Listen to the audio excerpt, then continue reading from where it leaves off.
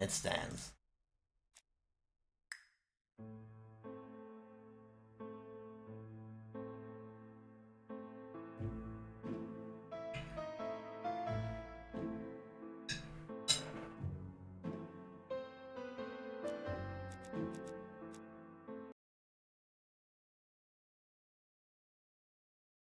The telephone in the hall is ringing.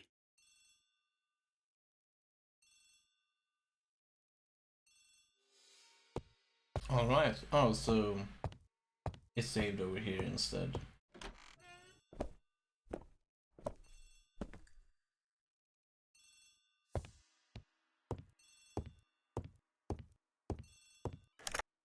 Hello?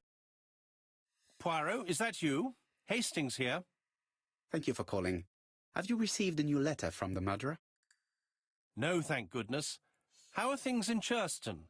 I questioned Lady Clark, but I will not leave until I have examined everything of interest to me here. Fortunately, Franklin is absent, and I have a skeleton key. Have you seen Thora Grey again? Briefly. But rest assured, I intend to summon her to London soon. She's a fascinating girl. But secretive. I would like to ask her a few questions. Poirot, she wouldn't hurt a fly. Each to his own, my friend. Yours are pretty often mine old ladies that have the maladies. Poirot, are you mocking me? No ill intended, rest assured. À bientôt, mon ami.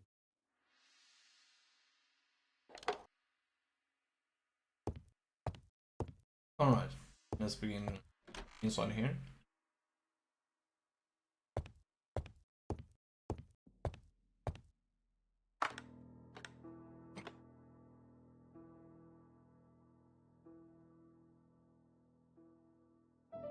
Alaska.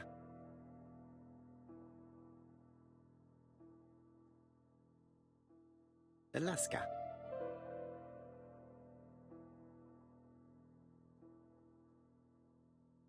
Brazil. Australia. Libya.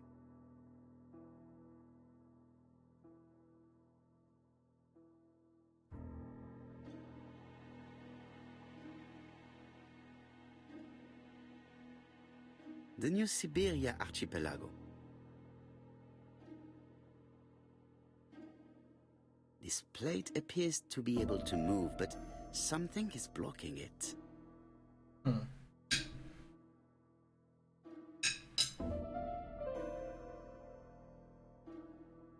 This plate appears to be able... This plate appears... This plate appears...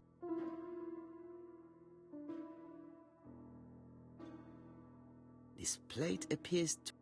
Okay.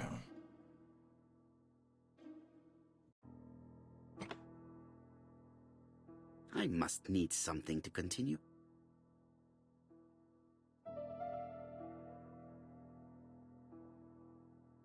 I must need something to continue. Okay, I guess not a skeleton key.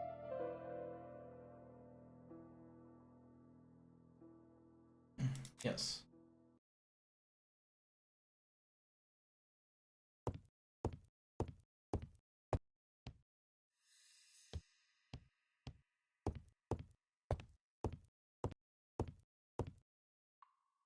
Franklin appears to be very active.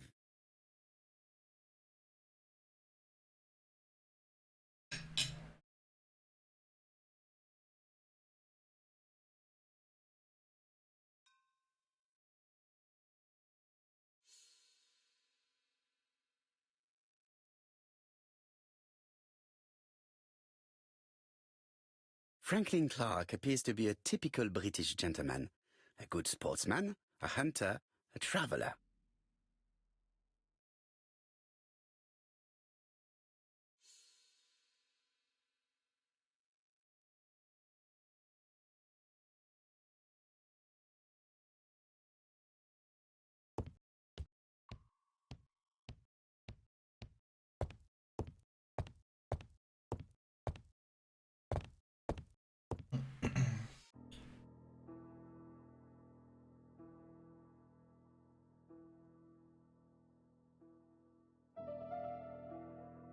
It's only a hinge. Nothing interesting. Dude. It's very interesting. A Chinese symbol is engraved on this metal disc.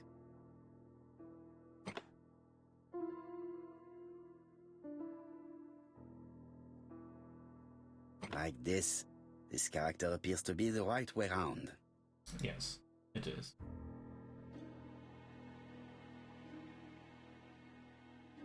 The position of this character.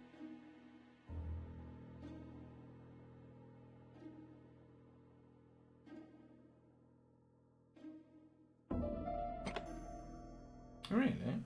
That's it. This character appears to be the right way round.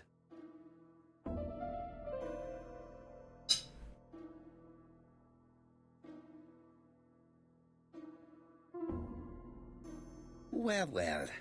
The characters engraved on this padlock resemble those engraved on the metal discs.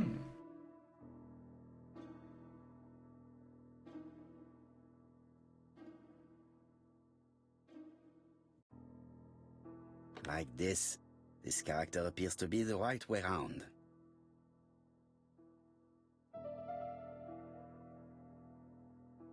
So is it dun dun dun dun? Or dun dun dun dun?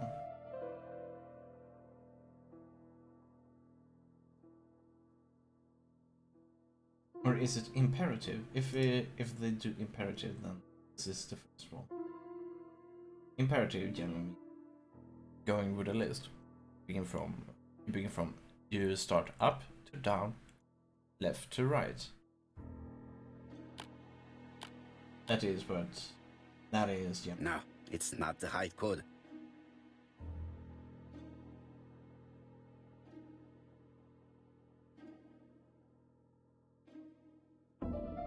Let's try with an imperative. Then we should have the two flags.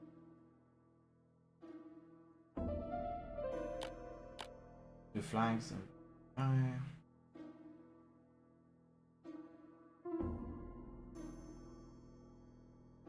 then it should 1T.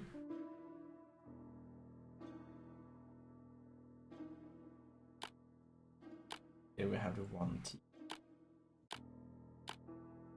And this doesn't.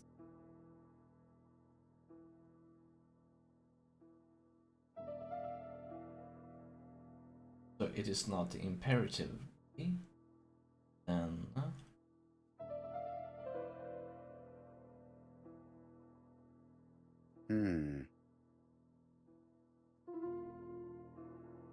and let's try this.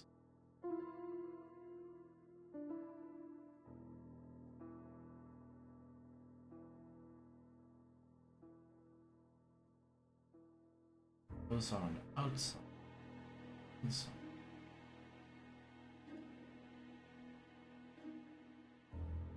Should be.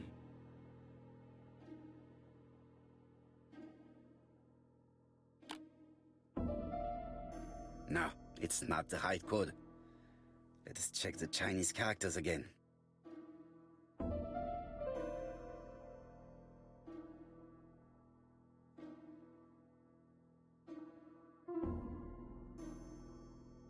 That's right.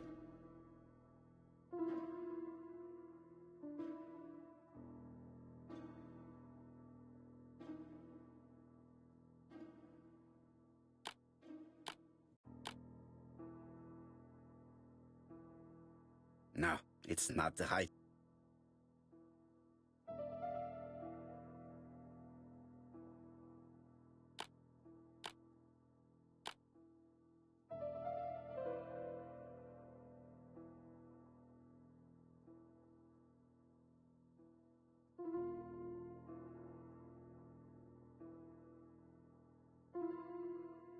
It's not that, and then let's begin with this one.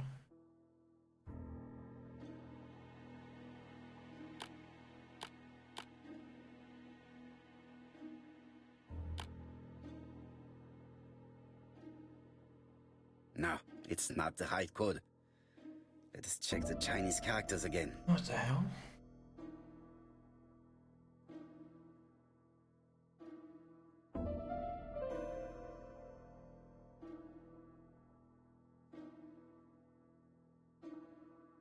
And let's try those on the outside.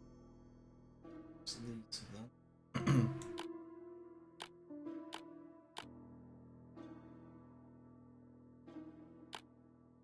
This is not the right way.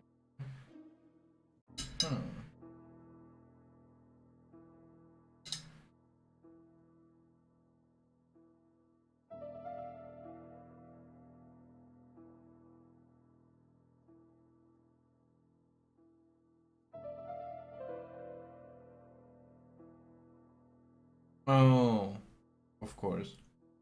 This is the first one. This is the second one.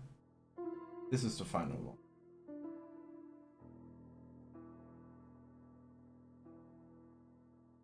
Why did it take took such a long time for me to figure? That one is right now.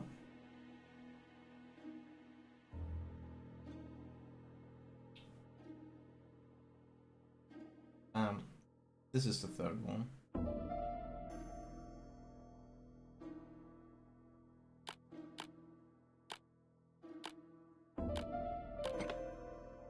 There we go. What a jump scare. At last, the cupboard is open.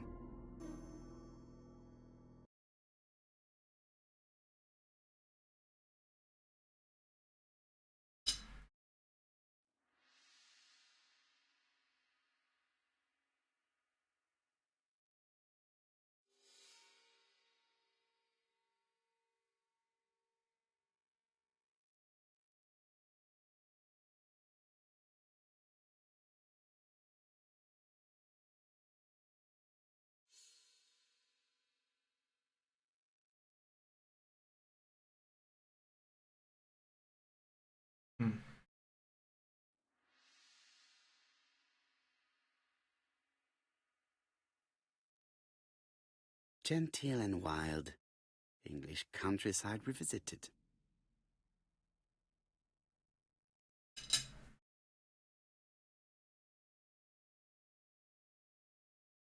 The Railway Children, E. Nesbit. Oh, what? Oh no.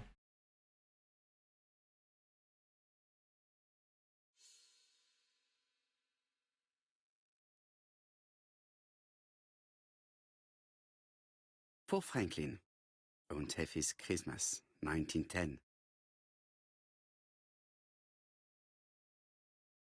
A lot of things here are pointing toward Franklin.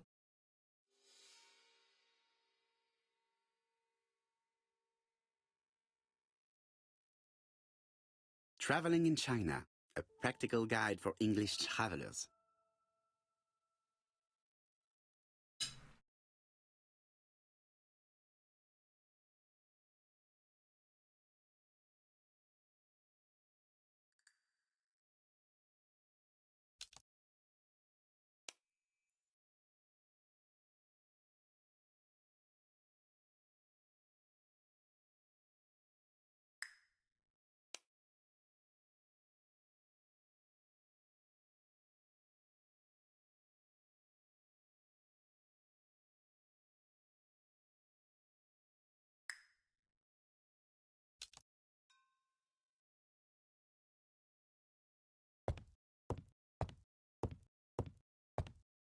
Oh wait, are we done with this? Not certain. Helmet, flask, and rifles. Franklin is very well equipped.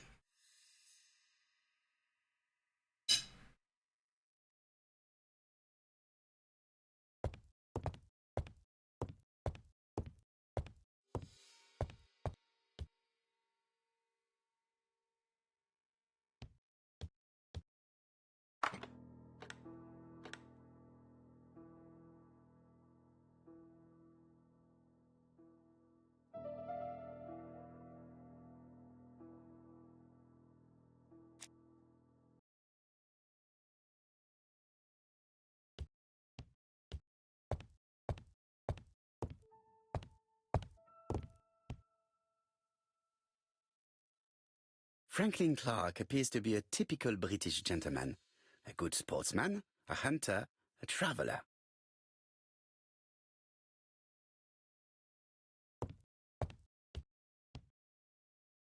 Franklin Clark appears to be a typical British gentleman. A good sportsman, a hunter, a traveller.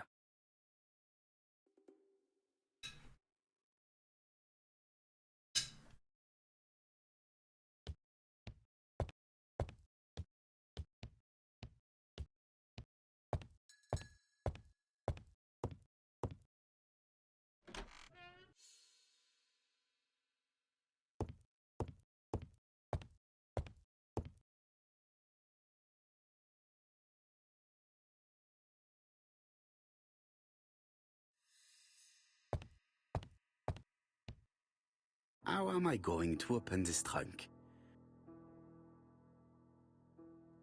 That does not appear to be very...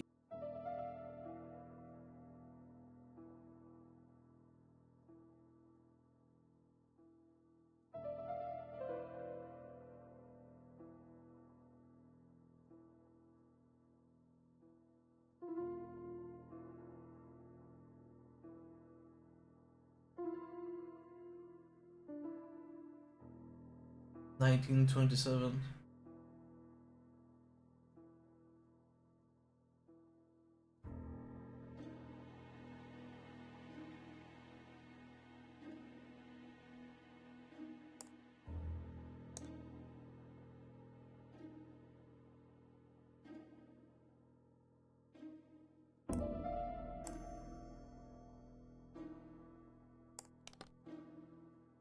Leaving the code on the trunk? What a strange character Franklin is.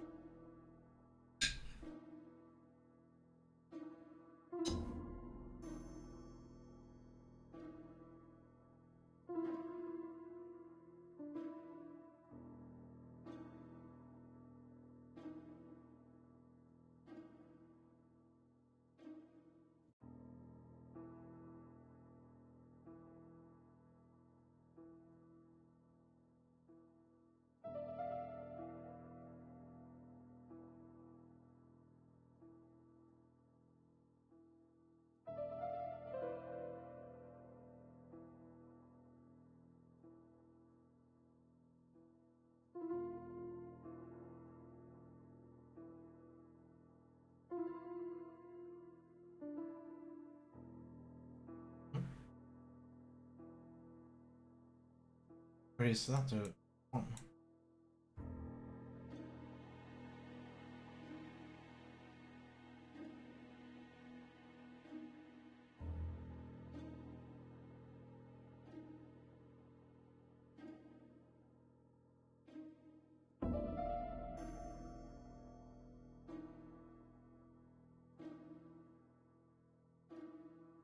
That's a 2.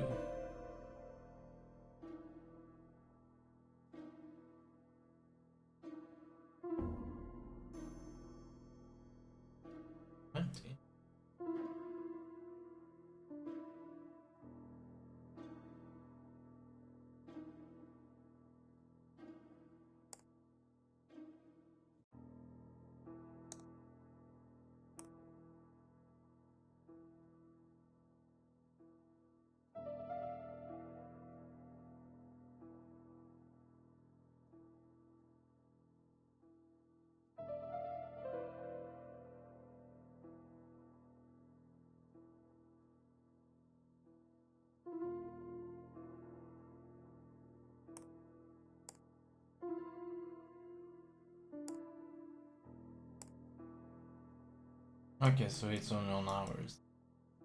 So 31 cannot be a thing then.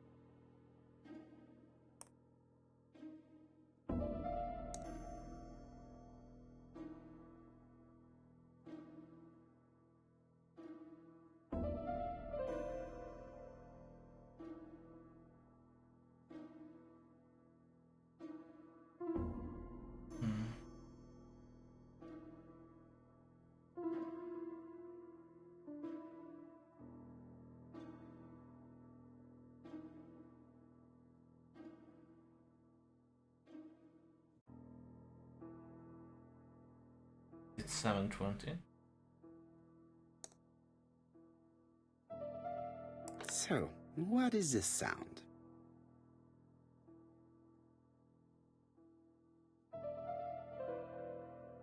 I should be able to open the trunk now.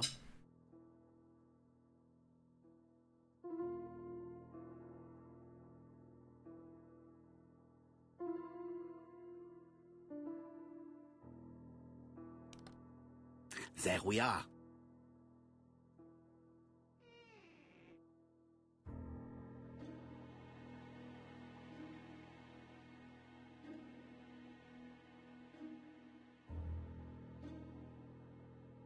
That's the ring. This.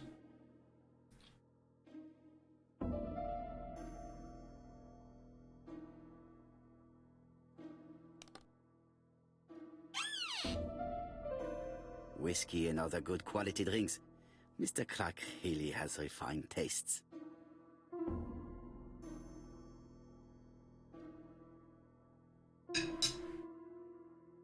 Whiskey and other good...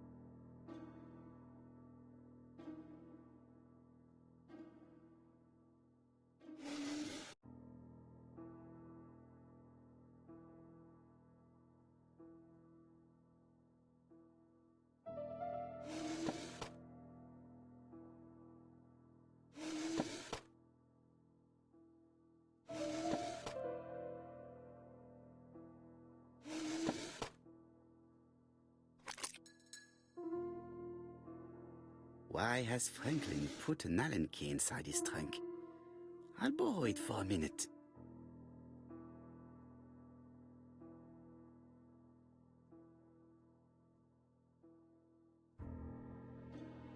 A pile of books, including one about dragons. Nothing interesting.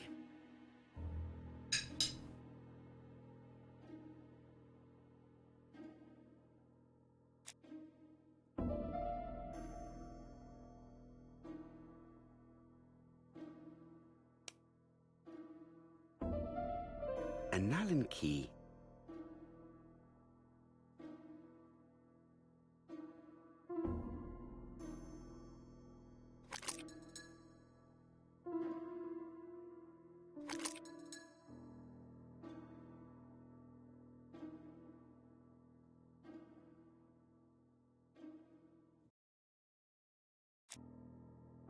I'm uncertain. Are we done here?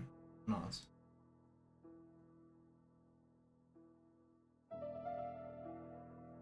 No, we're. This thing. So one more thing.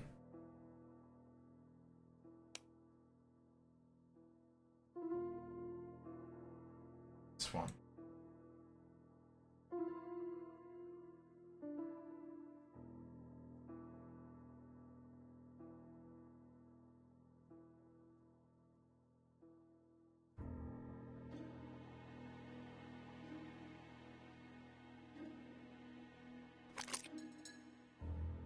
There we go.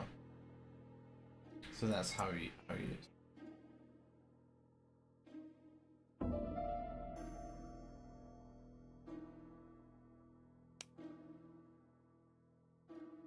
An Allen key.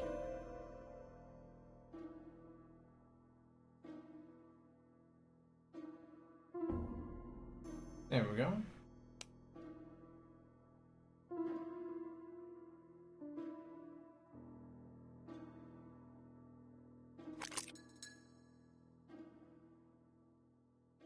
Another screw.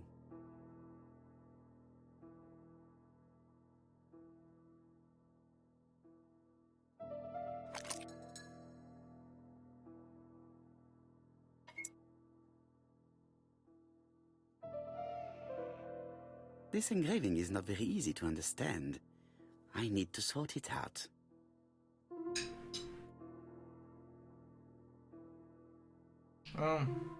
This looks.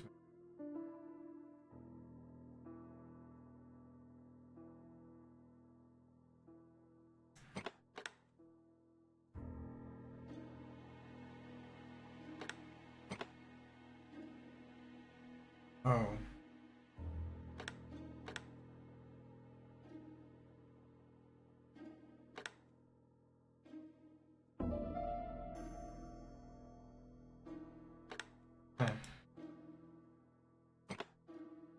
Yes. Parts. Oh no. Here's that is, but it's Yemen.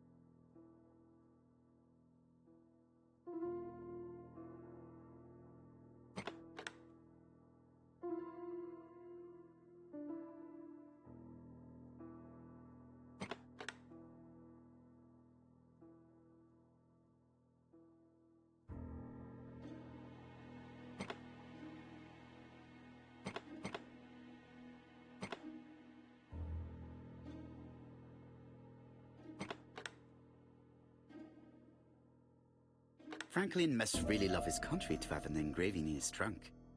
I think I heard the panel above release.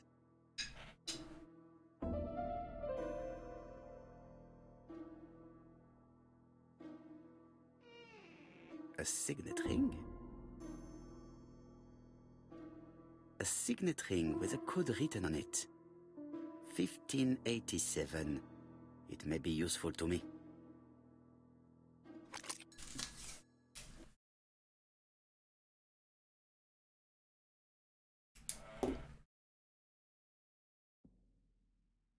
Nice.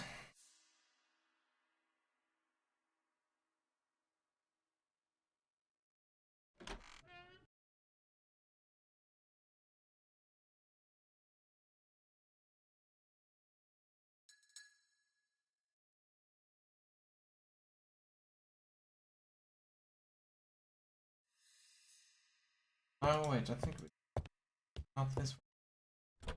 The door is locked.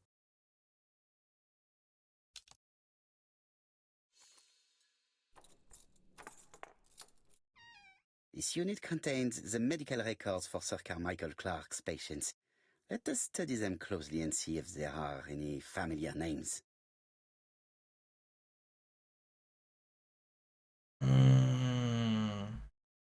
Oh man, so this is how we did it. So it basically went to A, took somebody in B.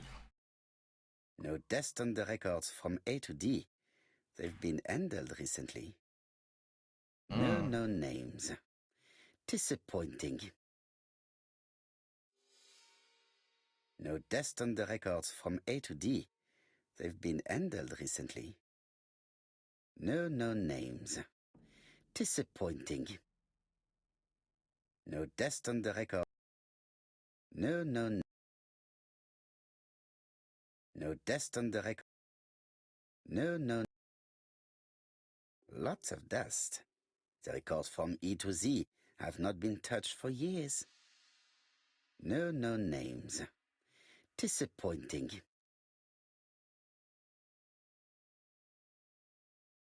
The plot thickens. Sir Carmichael's collection could rival that of a major museum.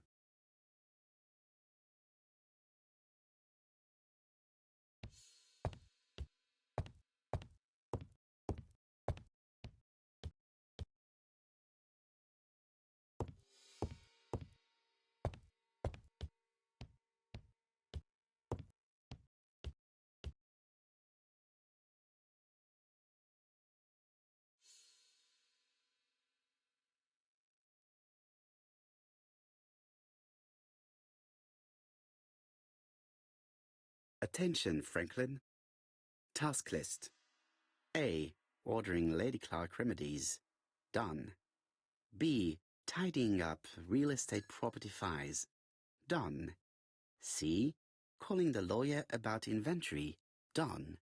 D. Update the tenant farmer list. Done. E. Update land rent accounting. Done. F. Ordering a restock of arsenic. Done. P.S. I have left on the living room table some of my things I don't want to keep. The locket and the dagger. I am sure you know why. Thora.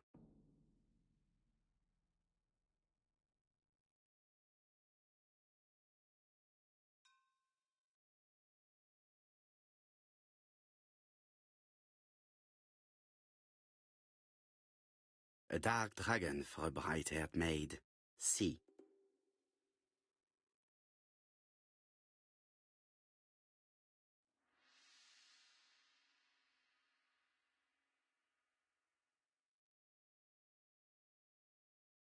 I've already seen similar daggers.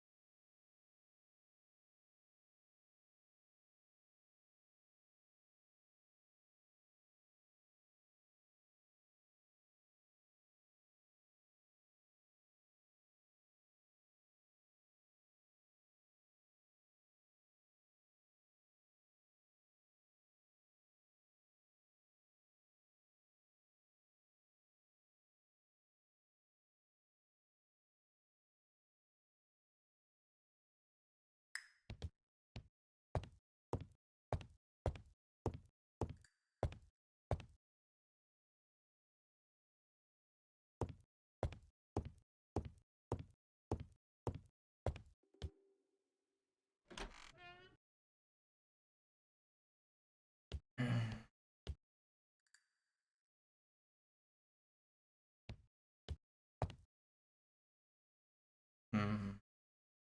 Hmm. No, it is.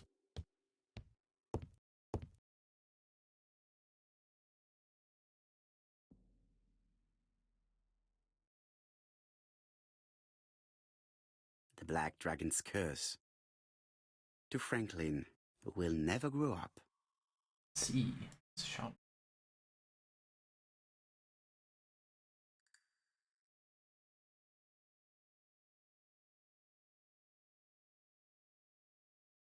Miss Thoragray, Comside, Tristan, Devon.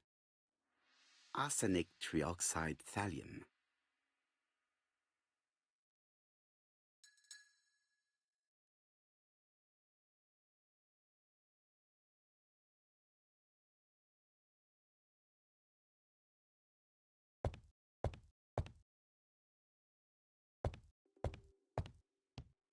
Best to leave her to sleep now.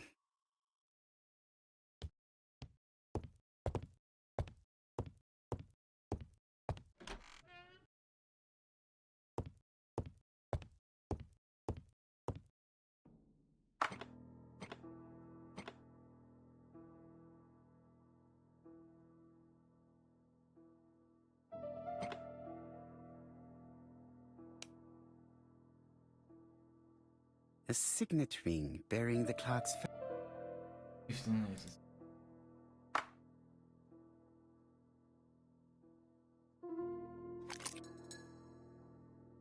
The plates around the picture appear to have unlocked. I think I've already seen these symbols on Franklin's trophies.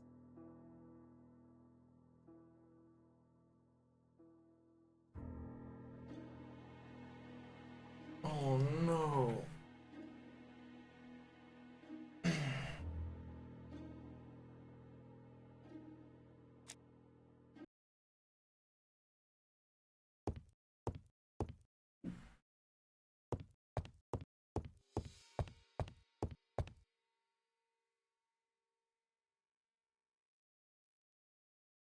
February 1922, South Africa.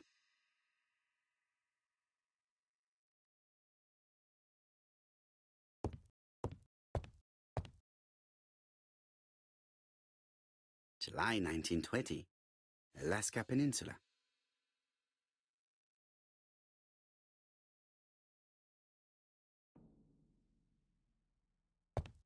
Oh Oh.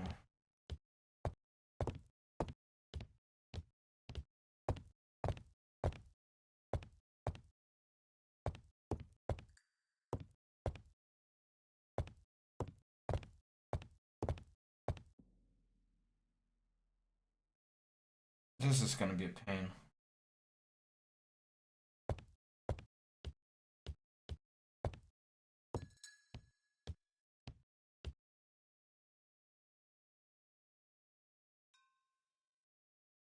February 1922, South Africa.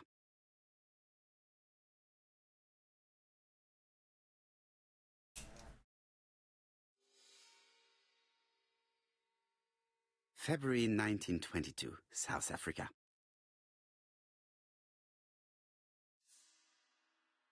South Africa.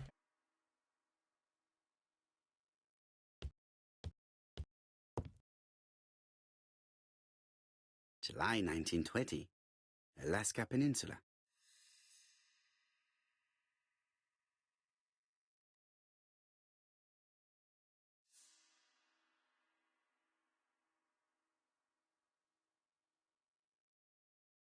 July 1920, Alaska Peninsula.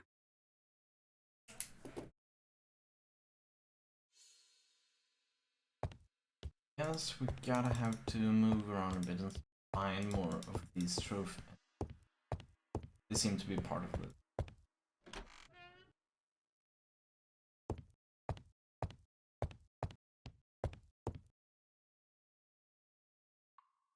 April 1925, Aceh Province, Sumatra. No. Go back. Need this one.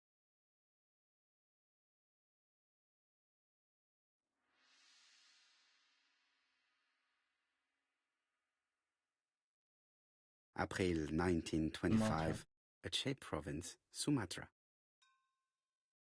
Sumatra.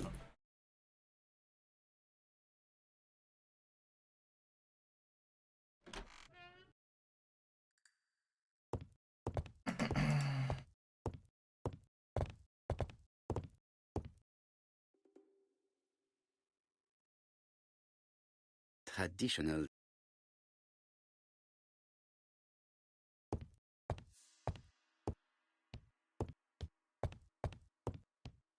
Okay.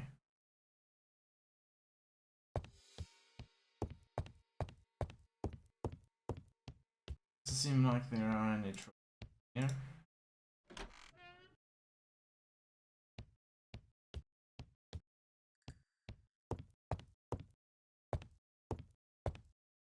There any more trophies? Those three? They should be.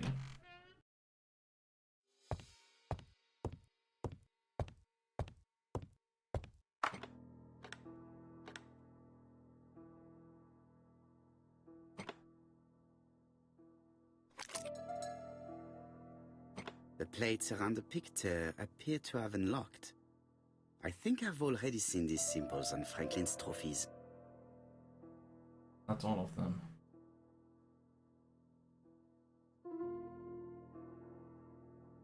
Alaska.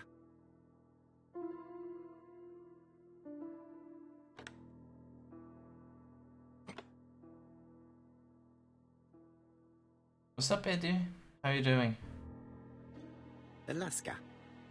Oh, we know it. This is Alaska. This one guy.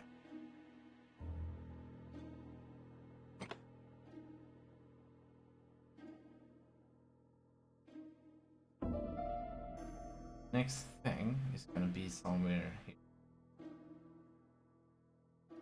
Pretty good, you? We're doing good. Brazil. Brazil. Brazil. Didn't find anything. Brazil.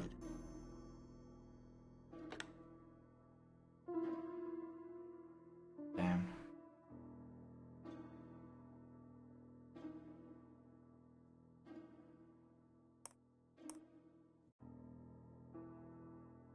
Let's see those.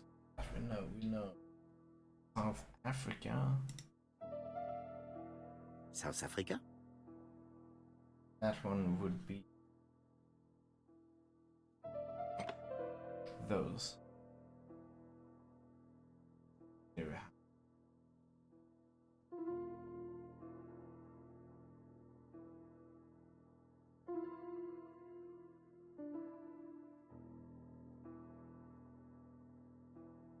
The New Siberia Archipelago. Didn't find anything. It's here.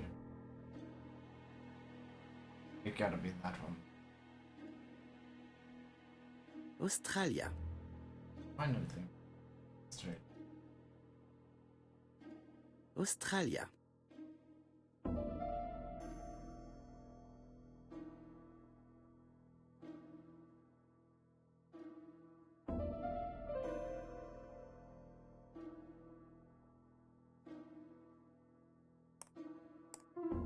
Brazil. The African kudu. What? Yes. South Africa. Oh. Nice. Well, we have Alaska. Alaska was up here, right?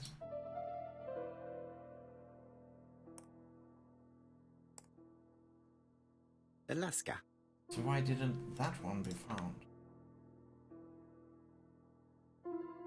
Maybe we need to have it. This one too? No?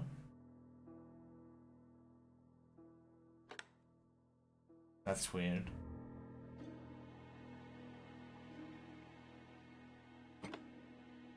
The Alaskan Kodiak bear. Here we go. So I was supposed to do that one and that.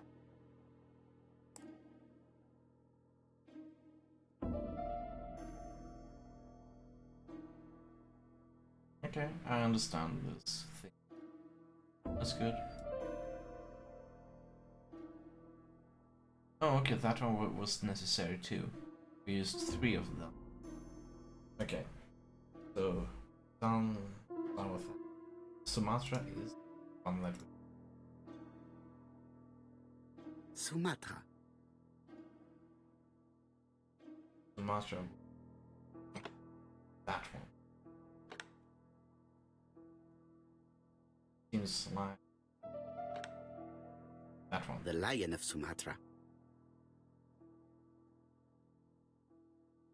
I heard the sound of a mechanism. That was a more Strange good. way of protecting one's safe.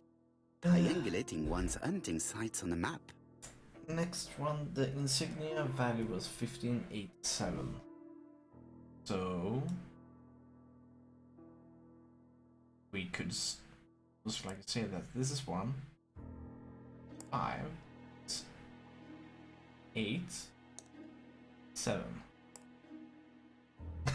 These documents are very likely going to help me for the rest of the inquiry. Yeah. Here we go.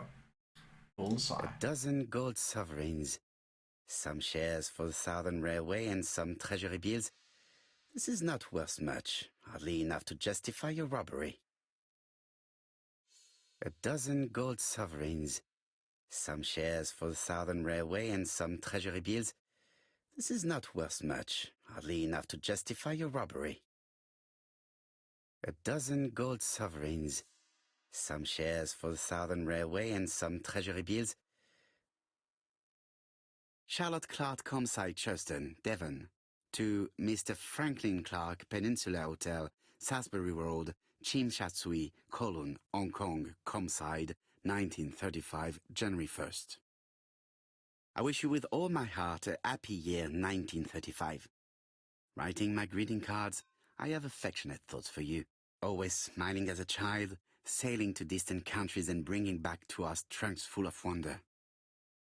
At home, everything annoys me, starting with this young Thora Sir Carmichael is so fond of. I have nobody to share my feelings with, so I write to you. How can I tell you what happens to me? The simplest way the better.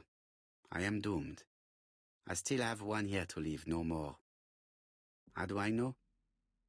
I opened the secret drawer of Carmichael and read a letter not addressed to me. In this letter, Dr. Logan tells my husband in the most direct way the truth he conceals from me.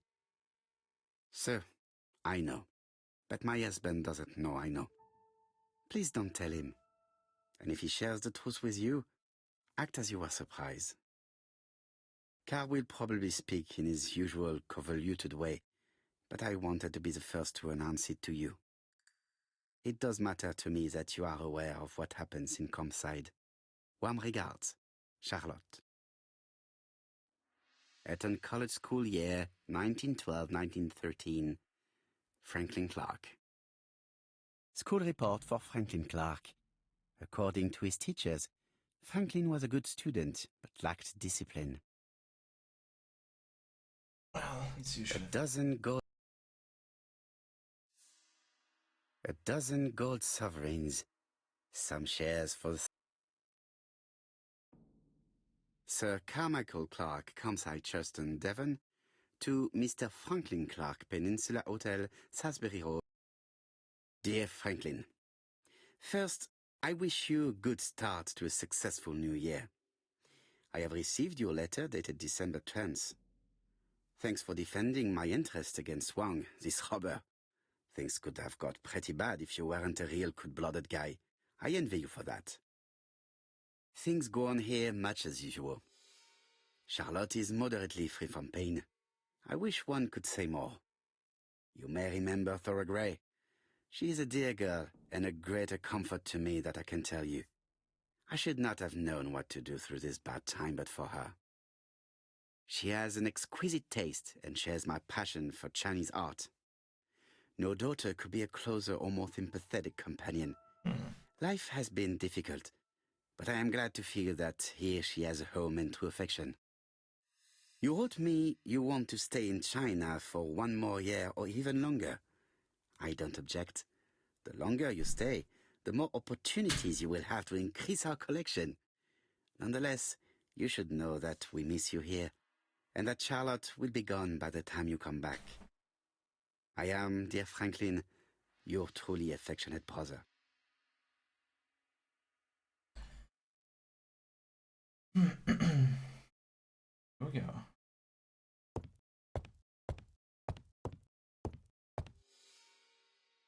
Now we go through everything.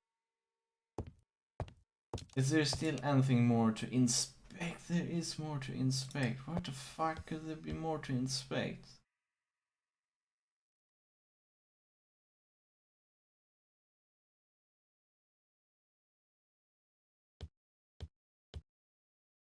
Best to leave. I am not going to leave Comside.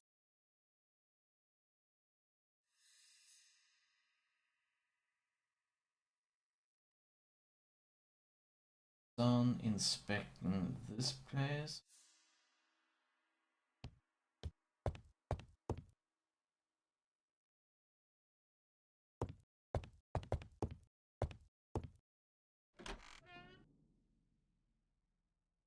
What do we have left to inspect?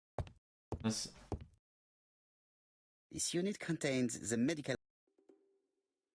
This one is already inspected. Sir Carmichael's collection? Sir Carmichael...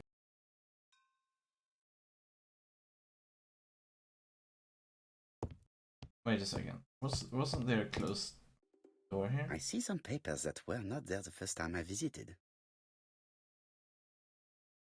Valuers report property. Oh, sorry. Court and Brunskill. The name is familiar. Is that not the name of the firm Donald Fraser works for?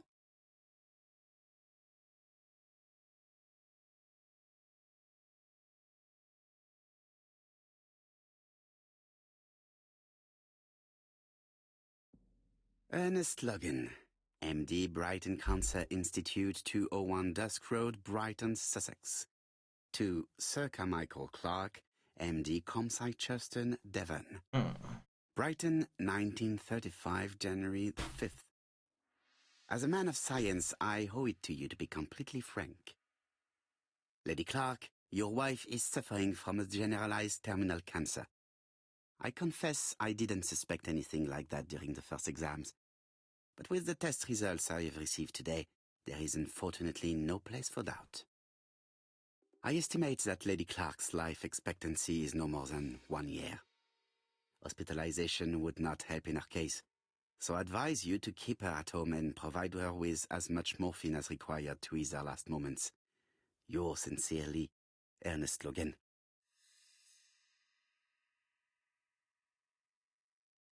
These daggers are only ceremonial weapons. I do not think that a crime weapon is here.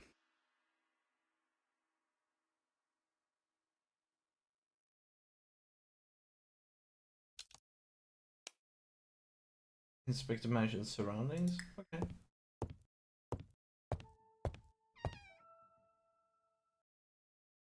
Sweet. Where is the horrible smell of carrion coming from?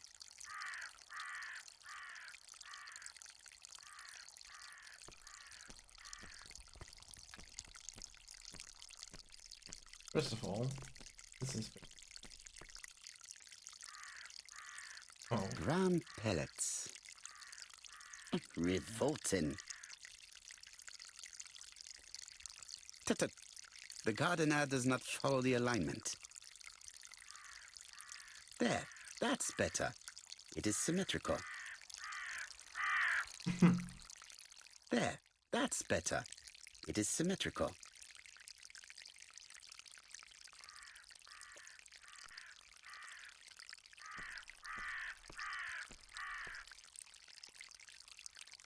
Oh, we already.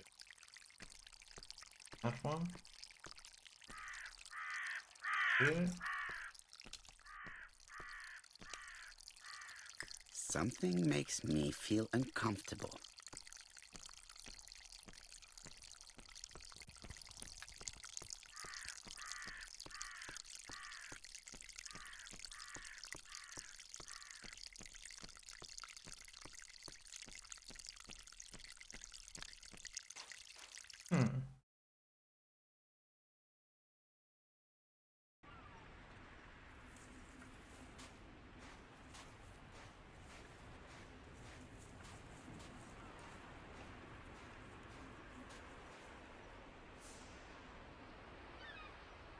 May you have peace, Carmichael.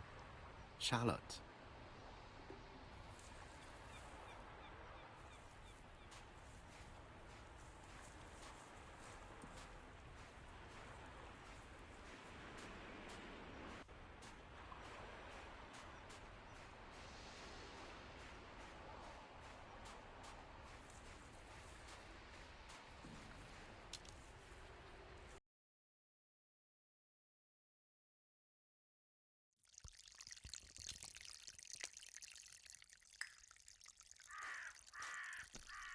Clark's greenhouse.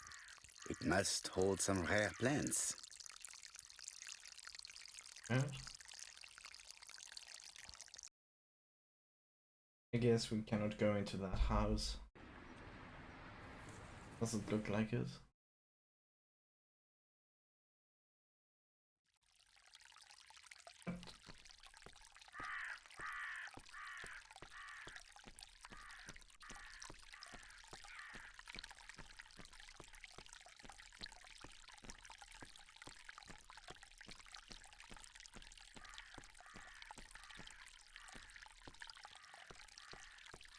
This fountain makes a very relaxing sound.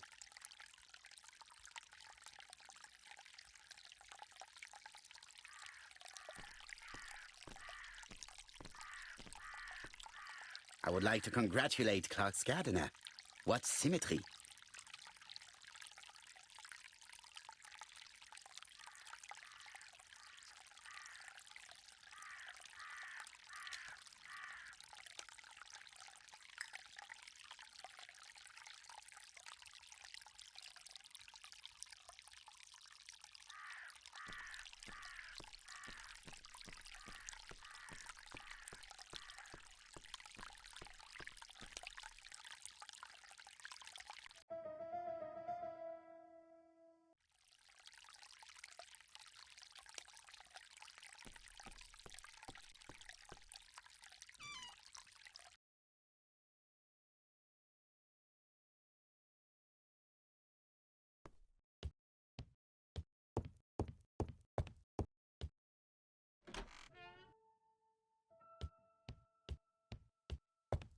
I am not going to leave. What? Oh. Hang on.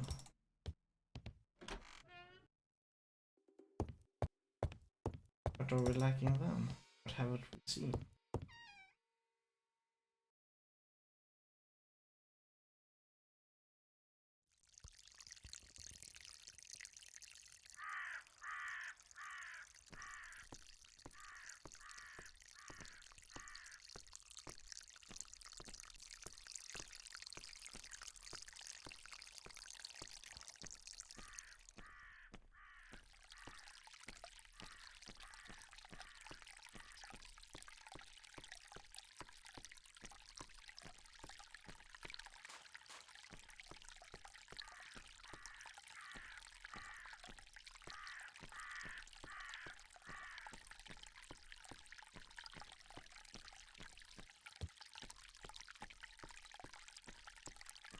This wisteria is in full bloom.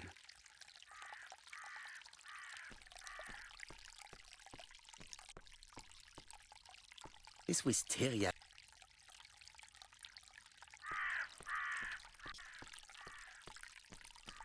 This wist.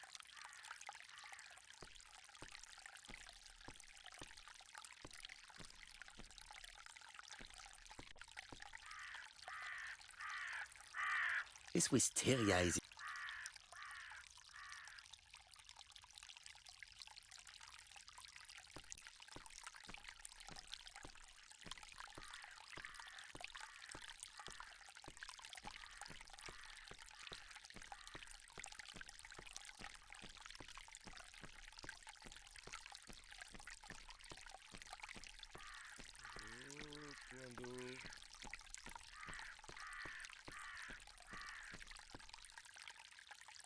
It was probably the gardener who lit this fire. Look here. I wonder if someone wanted to get rid of these papers. This object will probably be useful to me. Let us now try and get our brain cells to work.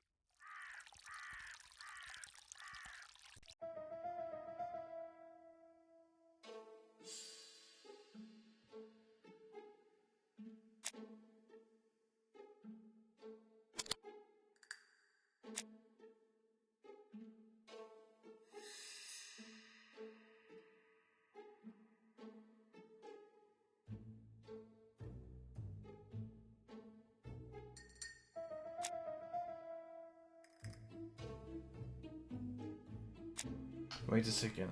Remark your word to Franklin's Dora charming.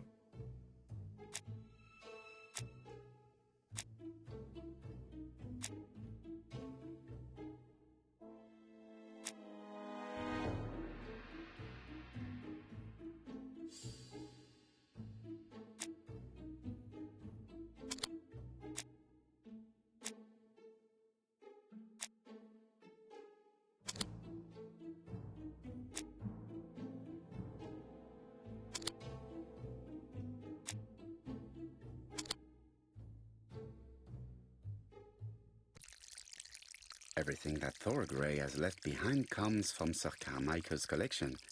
He most probably gave them to her, but she chose to leave them here rather than run the risk of being accused of theft. It is understandable when you know just how much Lady Clark mistrusted her. Let us now try and get our brain cells to work.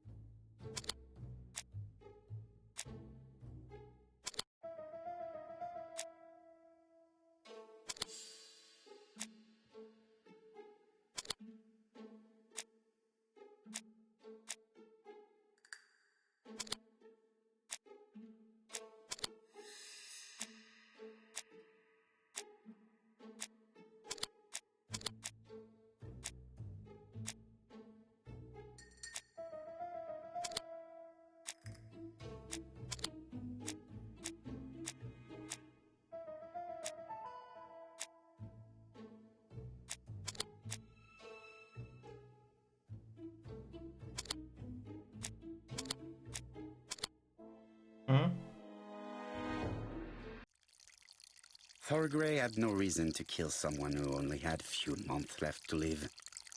Exactly. The poison she ordered was for rats. The gardener must have made good use of it, considering the stinking remains on the path, not far from the property. I've finished here. I must put the skeleton key back and inform Hastings that I'm returning to London.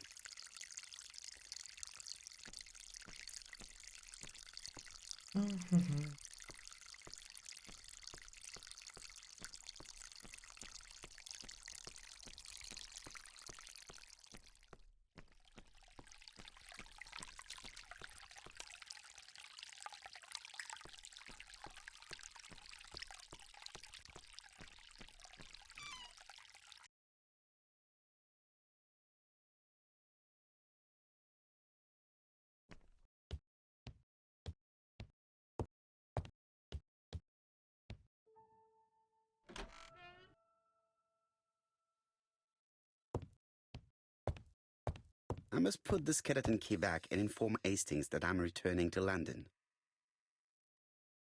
Where did we find it?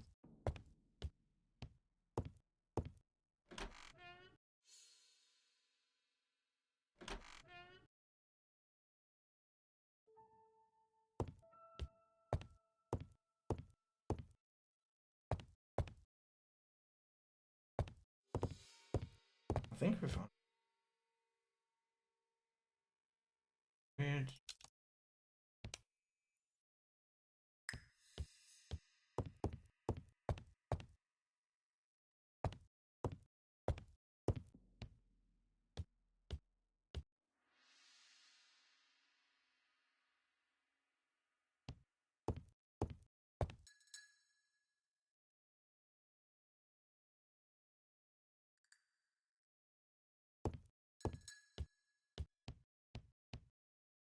Best to...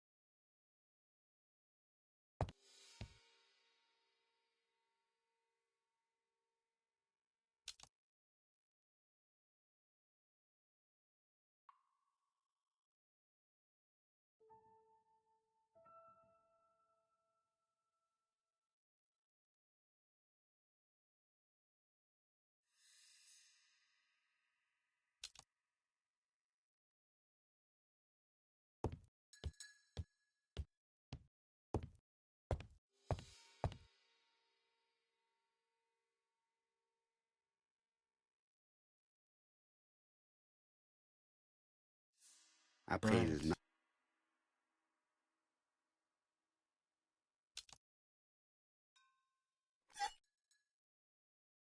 Here we go.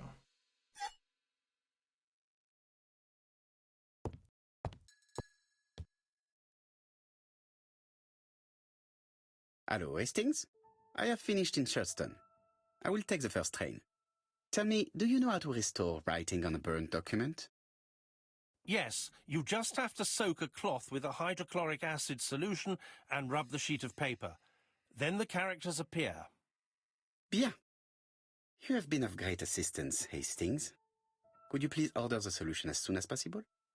Of course, but what documents do you want to read? You will see, my friend. À ce soir.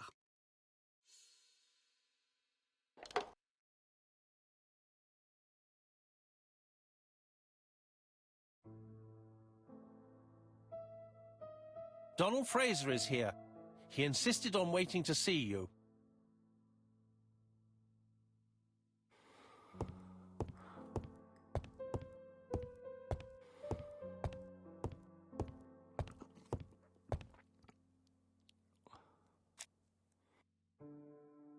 This man is tired.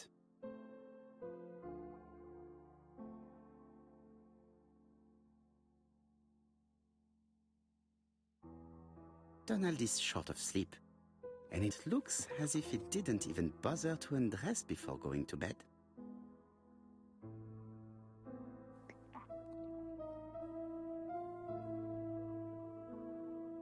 Mr. Parrow, I don't know why I'm here.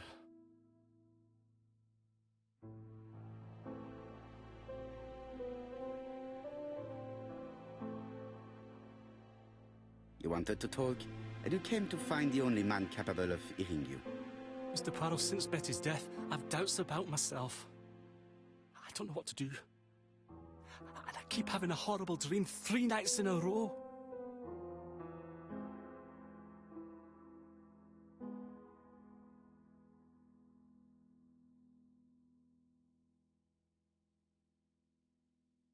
Have a drink and tell me about this dream.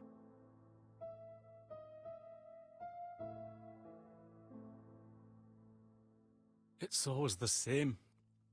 I'm on the beach with Betty. I grab her round the throat and I squeeze and squeeze until she's dead. Her head falls back and I see that it's no longer Betty. It's Megan's face. Have you seen Megan Barnard recently? Yes, our grief has brought us together. I never really knew her before. She's really quite a remarkable girl. But I would never tell her about my dream. Why not? Is it her you are attacking in your dream? No, it's Betty. And once Betty is dead, it's Megan's face that appears in its place. Very interesting. Let us now try and get our brain cells to work.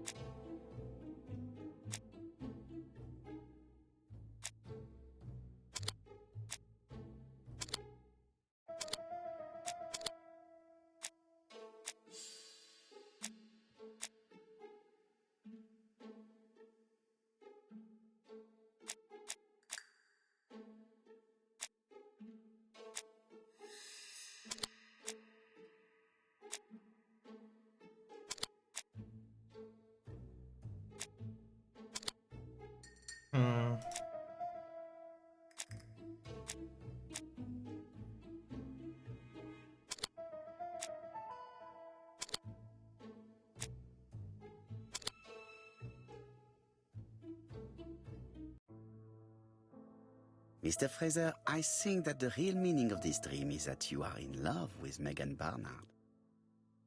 Please go on. Do. This dream certainly betrays your guilt. Oh. But what do you feel guilty about? Having killed your fiancé? Possible. Or forgetting her very quickly for her sister? Certainly. And this forgetting is perceived as a second death. So you don't really think I was the one who killed Betty? I do not exclude this theory. I am simply saying that I do not need to know that fact to explain your dream and your guilt. Thank you for being frank, Mr. Poirot. You've helped me a great deal. I'm going back to Bexhill. I'll not take any more of your time up. It is late, Mr. Fraser, and you are tired. I'll sleep on the train. I like trains. It's easy to sleep rocked by the sound of the wheels. Poor boy, he seems completely lost. Well, women seem to like him. I think Megan will take care of him. Oh, I remember. Did you order the product I needed? Yes, we'll be receiving it tomorrow.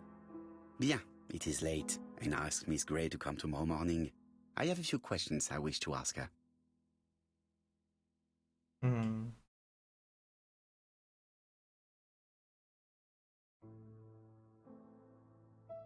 Mademoiselle, I asked you here in order to answer a very important question.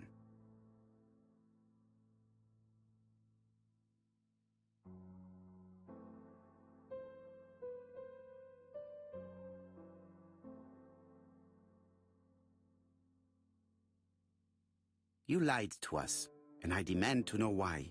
But what are you talking about? Yet, Lady Clark maintained that she saw you talking to a stranger on the front doorstep. Really? She must have been mistaken. Oh, I remember now. I'd forgotten all about it, but it wasn't important. It was just a salesman. Oh, she's lying. One of those traders who sell stockings from door to door. Can you describe him to me? Medium size, glasses, dark suit, and a felt hat. Not the sort of man you notice. Completely harmless. That's why I forgot all about him. She's lying. Nothing else? He was very hesitant and shy. Usually door-to-door salesmen are very confident, but he wasn't.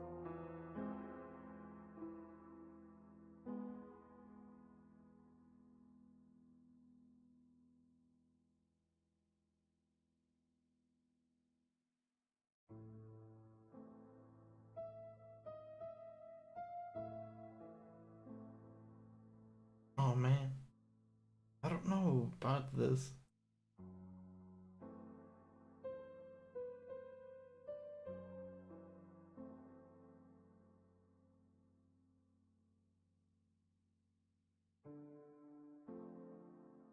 You also forgot to tell me that you had been fired. You never asked me. It was Franklin who led you to believe that I left voluntarily. He's more chivalrous than you. I don't wish to lie. Lady Clark did not appreciate my presence. And Franklin could not go against the wishes of a sick lady. He is a good man, and he worries a great deal about his sister-in-law. I noticed that you left some personal belongings behind at Churston.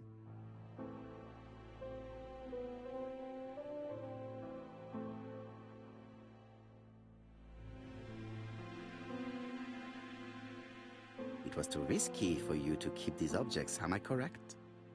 Risky? What was the risk?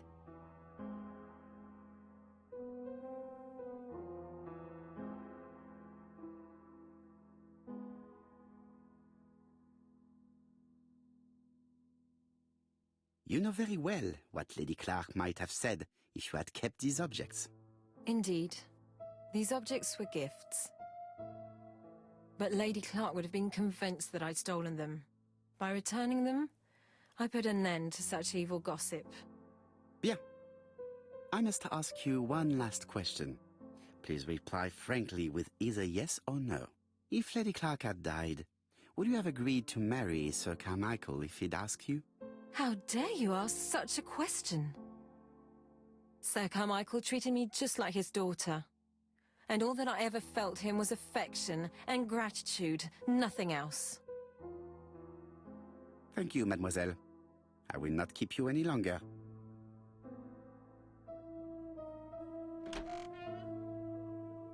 I met Thora Grey on the stairs. Her cheeks were ablaze, and she appeared to be deeply hurt. Poirot, have you offended the poor girl again? Do you have good reasons for accusing her? I accused her of nothing, Hastings. I simply asked her an important question she did not answer. Let us see if we can answer it for her. Let us now try and get our brain cells to work. Brain cells.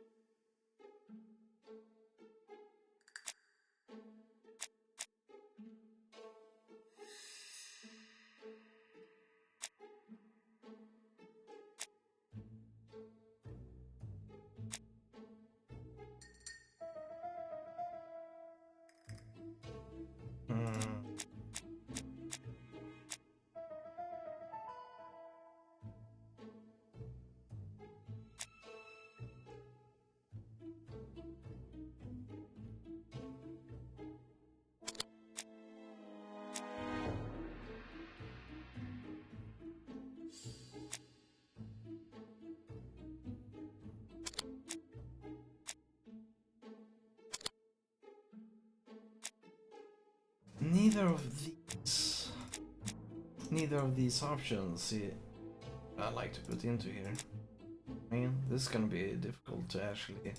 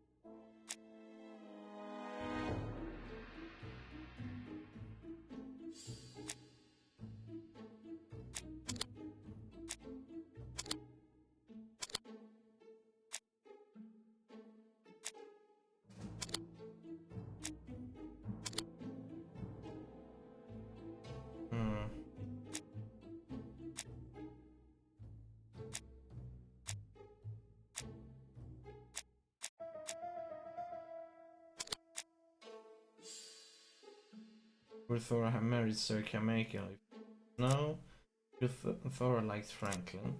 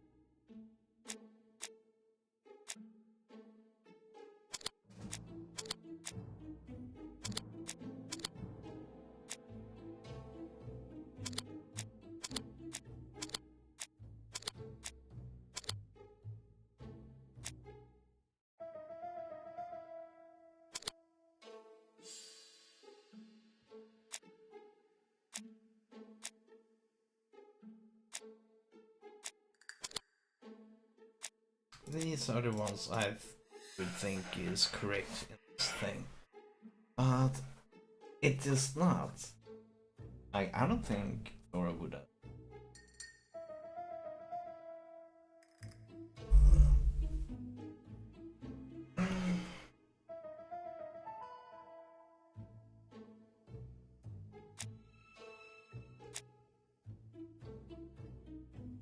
You wouldn't.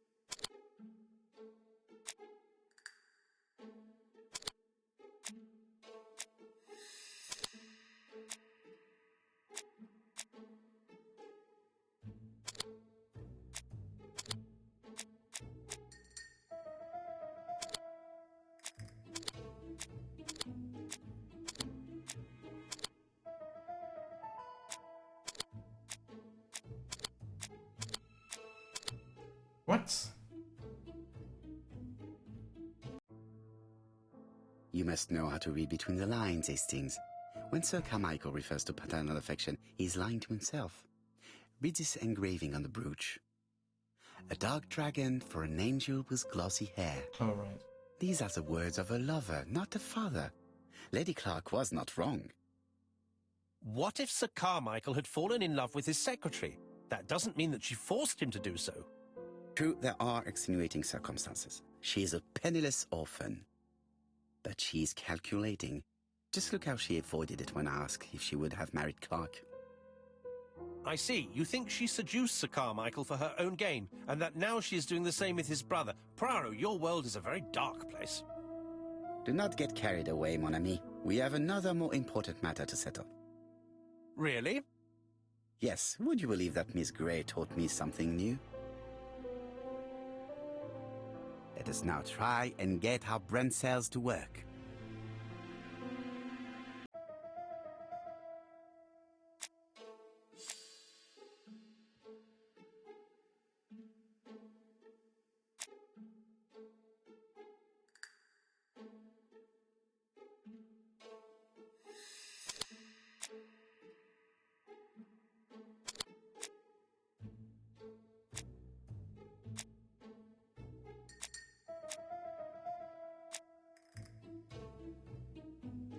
Oh no. Go back to that.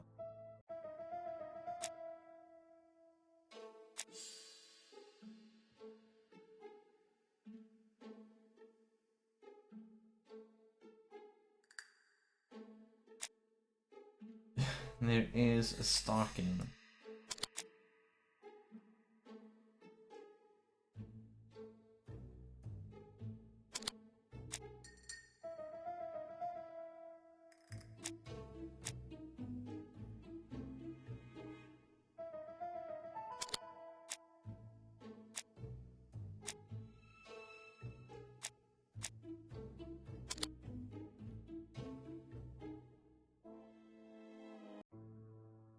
It's perfectly clear, Hastings, perfectly clear.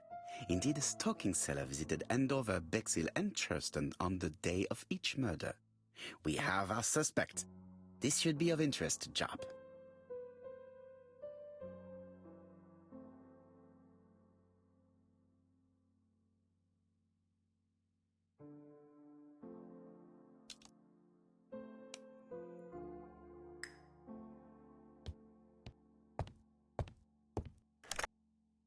Chief Inspector, we are looking for a stalking salesman. I see you have a suspect. Yes, contact all the stalking wholesalers who may employ him. Your suspect is a salesman? No, he does not take orders. He sells door to door. Right. The hunt is on.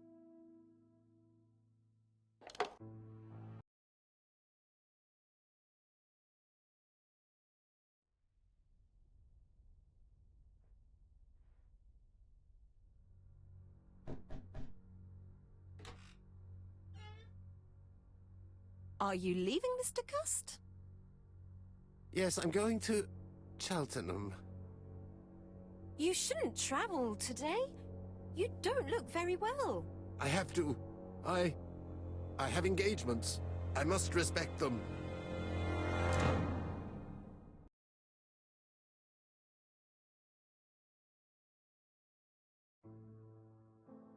Can you get the post, Hastings?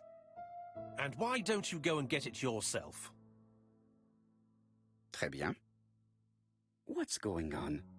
I've never known Hastings to be so disagreeable.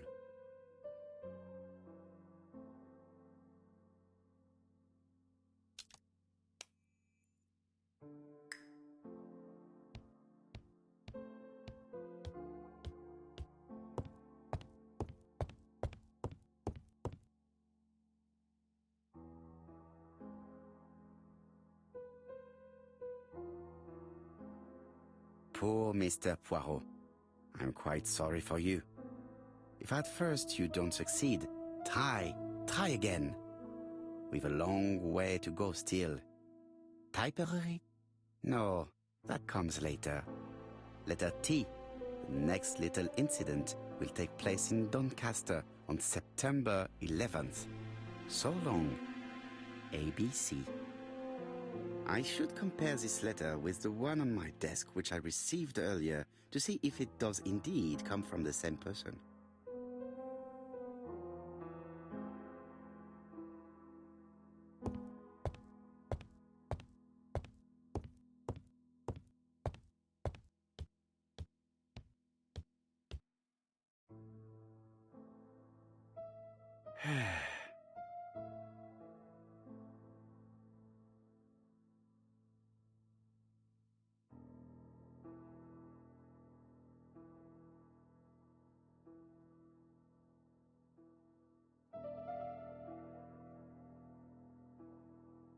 Let us examine this more closely. certain characters in the toilet. Yes, this eye. Right, let us go. Yes, the eye. I have to find some. Yes, the A. Right, let us compare this with the other letter. Different A. That's right. The A characters in the two letters do indeed have the same defects. Really? I have to find some other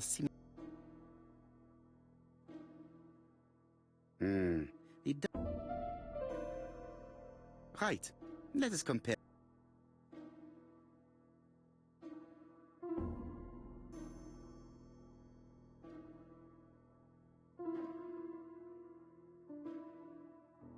Of course, the W.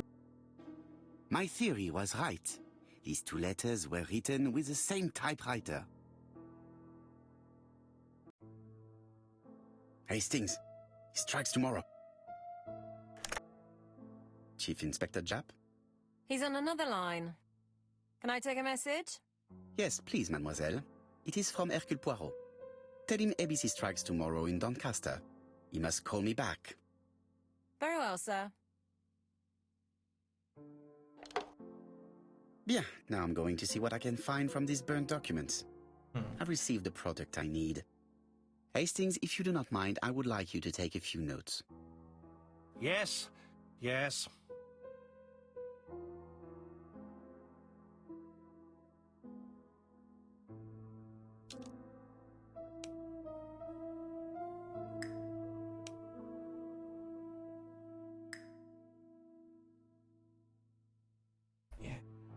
If someone has tried to get rid of these documents, they may be important. Yeah.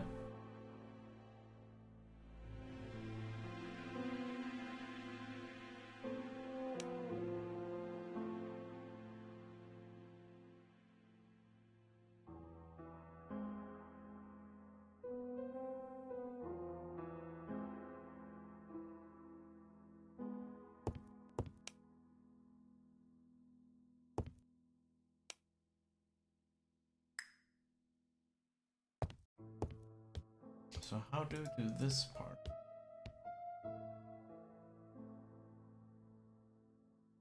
Poor Mr. Poirot.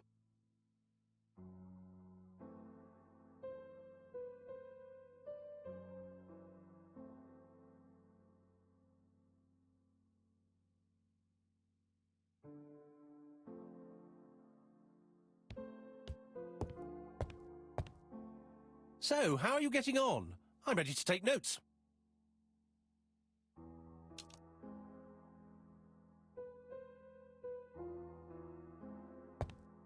How are we supposed to do with this?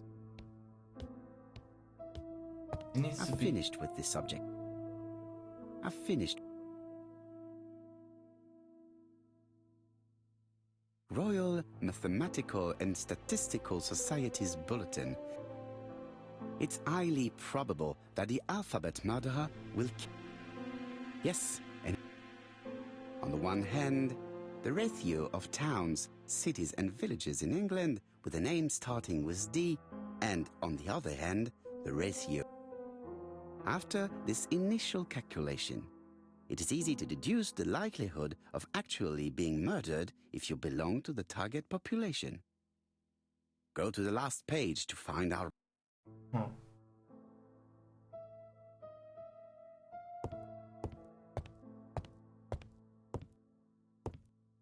What? No.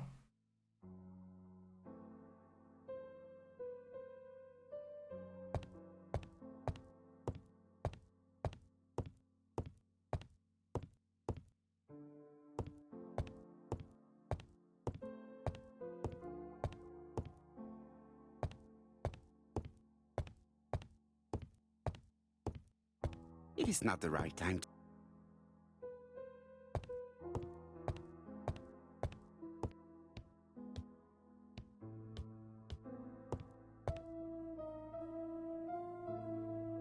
Ah, some cool air. I do not need to...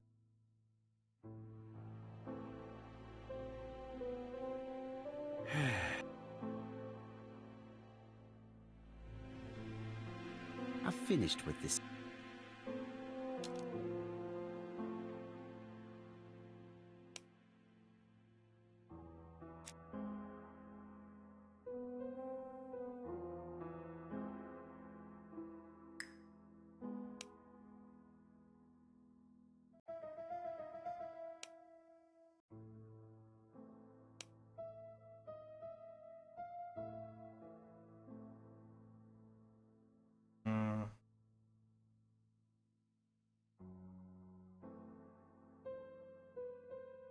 If someone has tried to get rid of these documents, they may be important.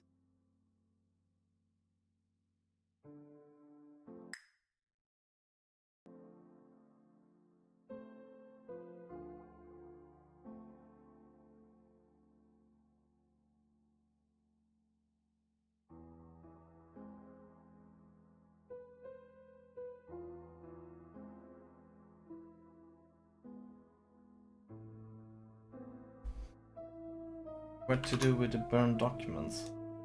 I have no idea.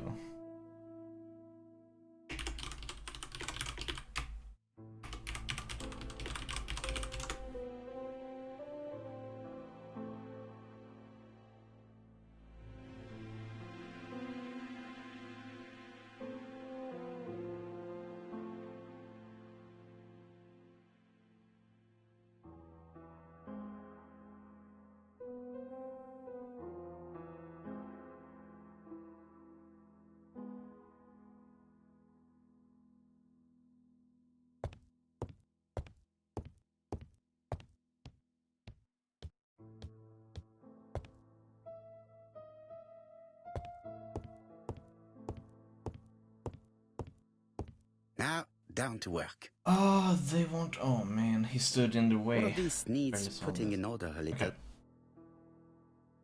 So this is what we were supposed to.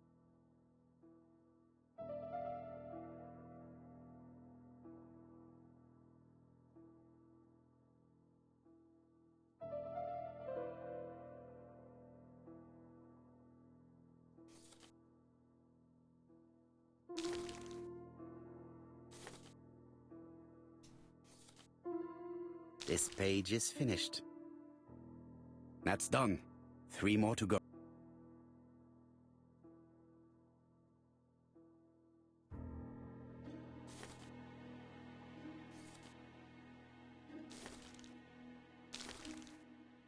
This page is finished.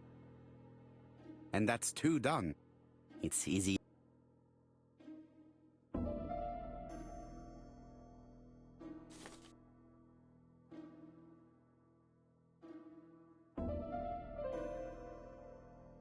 This piece should be placed here.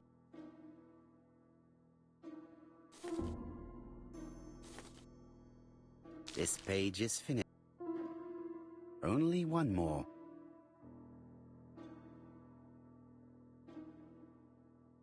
This page will be reconstructed in a flash.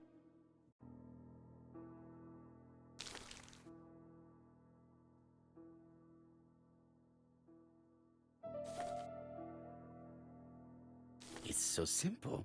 There we go. This Here we have page it. is finished.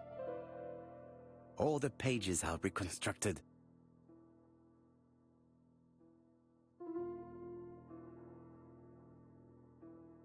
A dry cloth. A dry cloth. A bottle of solvent. A bottle of solvent.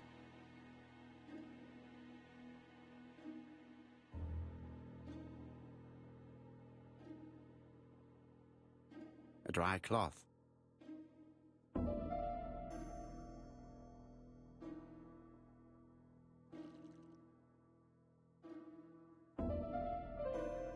The cloth is now soaked with solvent.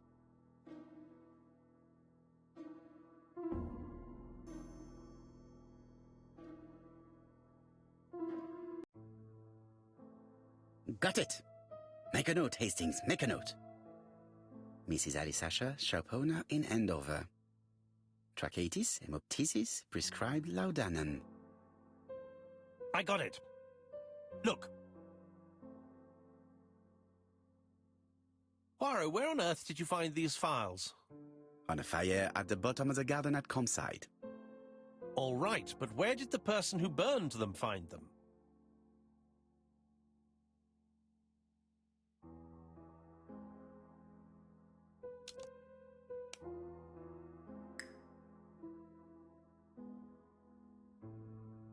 Alice Asher, shopkeeper in Andover.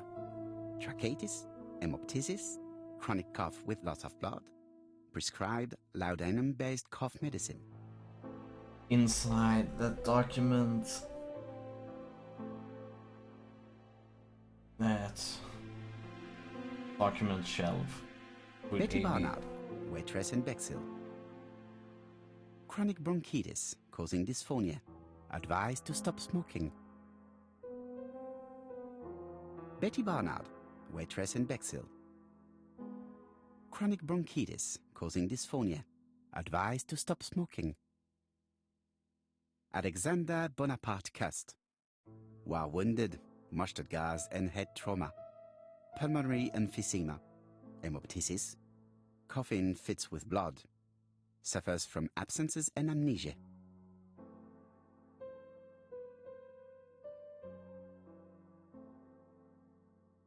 Dick Dudley Dunbar, owner of the Black Swan Hotel in Doncaster. Asthmatic, heart disease, heart condition. Let us now try and get our brain cells to work.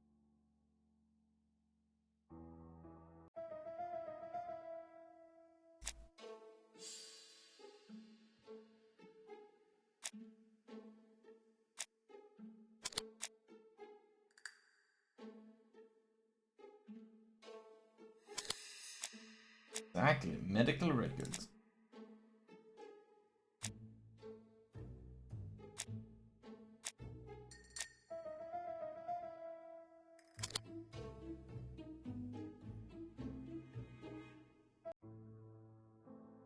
The burned documents are medical records, and without a doubt they come from Clark's archives. First of all, because all the patients have throat conditions. And secondly, their name starts with either A, B, C, or D, and it is precisely the files that match these letters that have been tampered with. But why burn these files? How come the names of the two victims appear on them? And who are the two other patients? These are very good questions.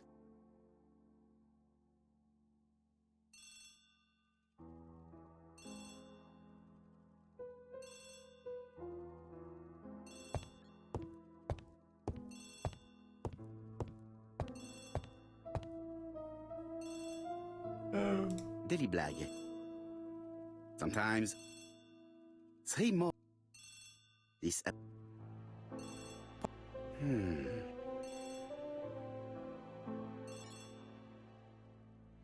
on.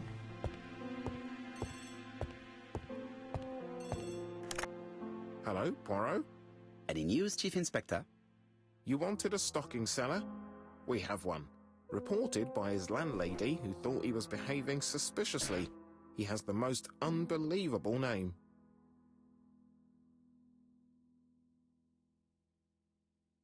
Alexander Bonaparte Cust. Yes, Alexander Bonaparte Cust? How did you guess? Poirot, you have magical powers. It's a serious lead. I called Doncaster. A person matching Cust's description has been seen at the station.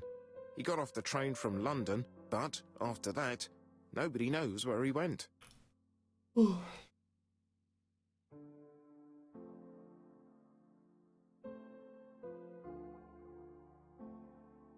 for him at the Black Swan Hotel. What? How do you know he's there? Trust me, Chief Inspector. You appear to be very sure of yourself. Very well. I'll call the Black Swan straight away. The owner is going to get a shock when he learns that there's a murderer under his roof.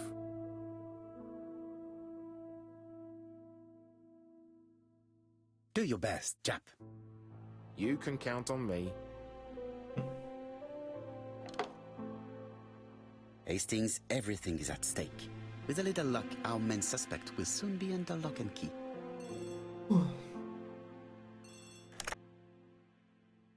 So, has Cust been arrested? Yes, the Doncaster police are sending him by train. That is good news.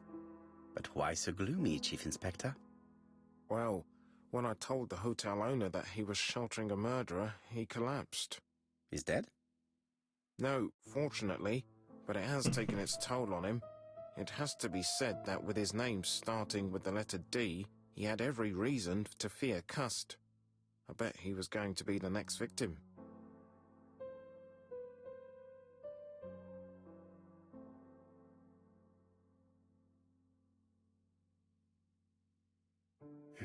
Chief Inspector, I believe that I share responsibility for this incident. What do you mean? I saw Mr. Dunbar's medical records. His heart was weak. I should have warned you. It's very honest of you to tell me that, Poirot. I appreciate your gesture. Please keep me informed of his progress. You can count on me.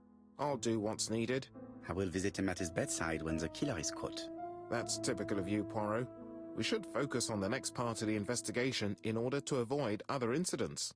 While we're waiting to question Cust, we could search his room in London. Where does he live? The Marbury Guest House? I'll see you there. Yes, but start without me. First of all, I have to sort out a few details for Cust's transfer. I understand. À bientôt. Hastings, we are making good progress. Please go and search the room of our #1 suspect. With pleasure. I did have a dentist appointment, but I'll cancel. The dentist. So that is why you were so nervous and bad-tempered. A visit to the dentist is never an enjoyable prospect. But an unavoidable one. Go to your appointment, Hastings. I will manage on my own.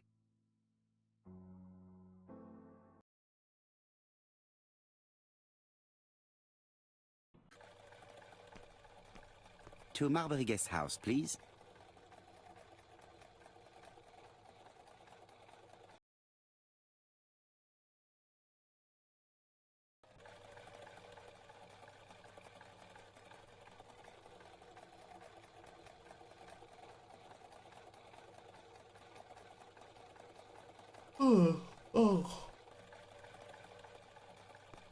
Marbury.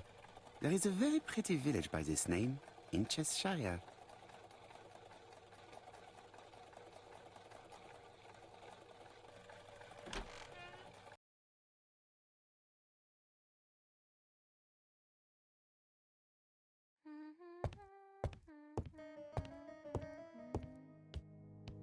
How do you do? You must be Mr. Hercule Poirot. Chief Inspector Tapp told me that you might be coming.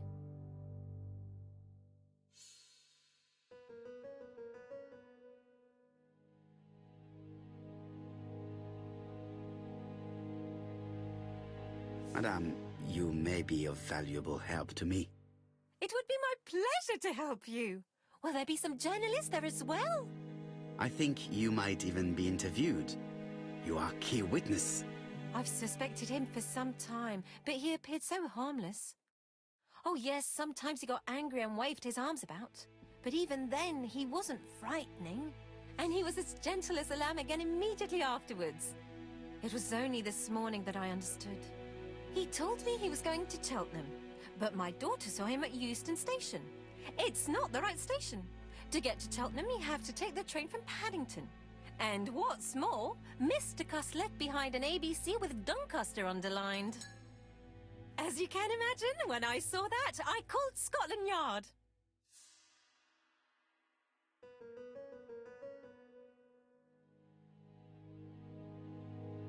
Well done. You were right. He did go to Doncaster. So I was right to warn the police. Tell me, did you have any other reason to suspect Mr. Cust? Well, he's odd.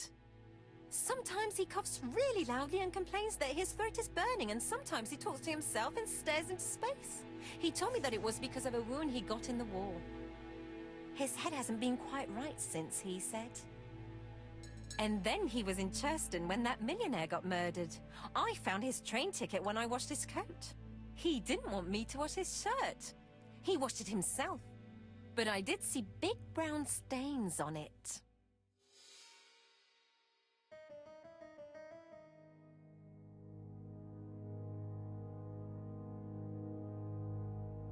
Where were the stains on the shirt? On the collar and on the buttonholes. Got used to travel for his work. Is that correct? Oh, it wasn't for pleasure. He was always unwell on trains. But he had to sell his stockings around England. I have to respect my engagements, he used to say. Do you know where Cust was at the time of the murder in Andover and Bexhill? On June the 21st and July the 25th? No, I don't know. That was a while ago, you know. But surely you keep a register. It won't do you much good. Mr. Cuss rents his room for the year. If he goes away for a few days, I have no reason to make a note of it. Ah! I remember one thing. Bexhill's by the sea, right? Indeed, it is a large seaside resort. Well, as it happens, at the start of July, Mr. Cast asked me to repair his bathing dress. Suspicious, huh?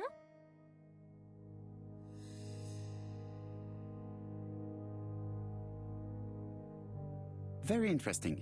Please continue. I also forgot to say that he started buying newspapers that talked about the case.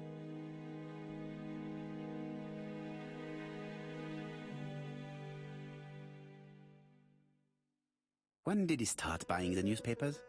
Let's see. I think it was just after the millionaire's murder in Chertston. He didn't seem all that interested before that. That will be all for now. I'm going to take a look at his room. Take the key on the counter.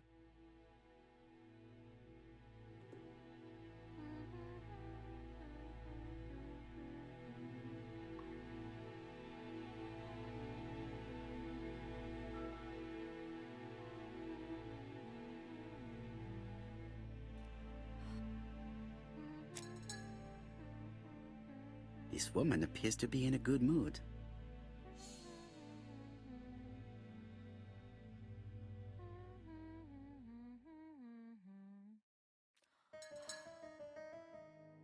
Mrs. Marbury is in a good mood. She's working very precisely in producing incredibly thin peel.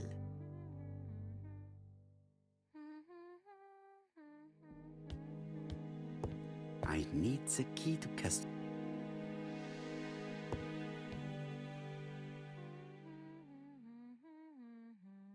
It looks like I've found the real master of this house.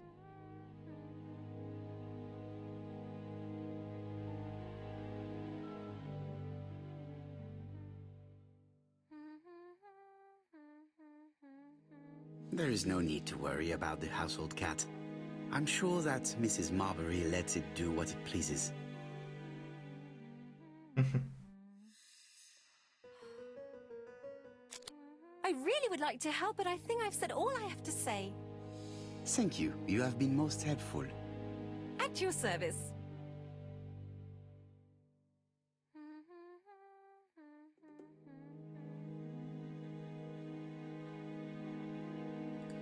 I should check the register. Mrs. Marbury may have been hiding something from me. I don't think my register will help you. Mr. Cuss rents his room all year. If he goes away for a few days, I have no reason to make a note of it.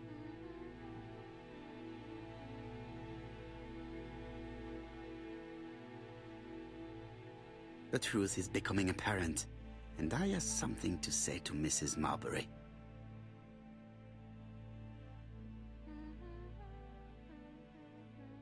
What? I couldn't see it.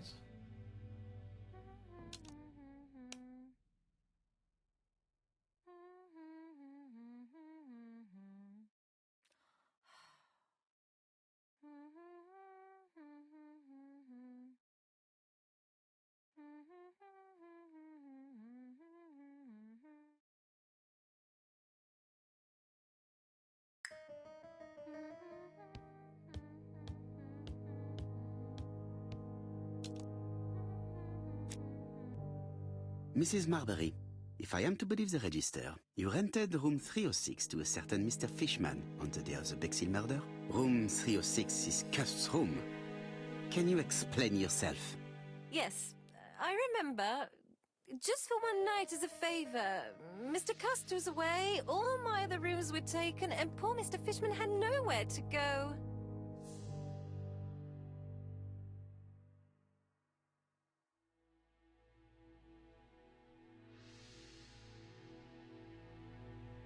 rented the same room to 2 people.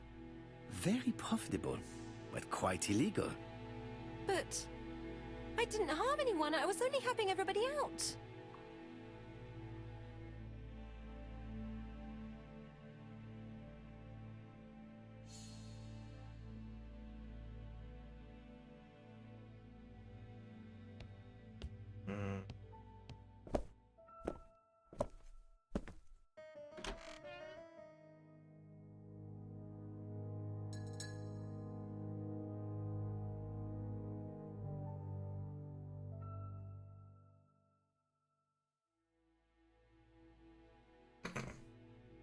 Happen.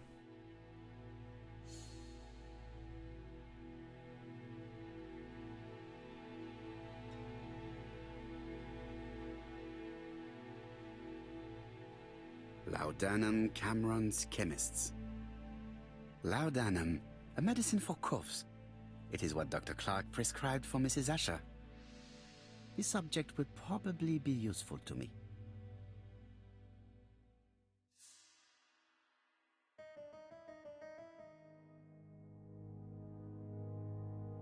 Diethyl barbituric acid, Johnson Company. I know this medicine. It is a powerful sedative. This subject would probably be useful to me.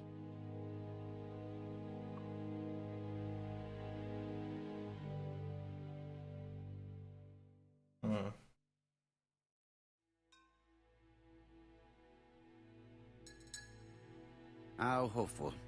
This place is a real mess.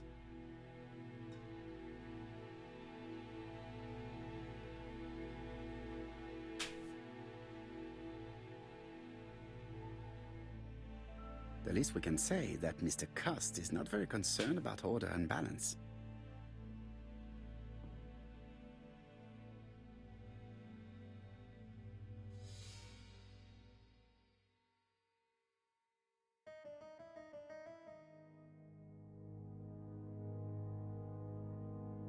Trousers, white shirts, everything has been washed very well.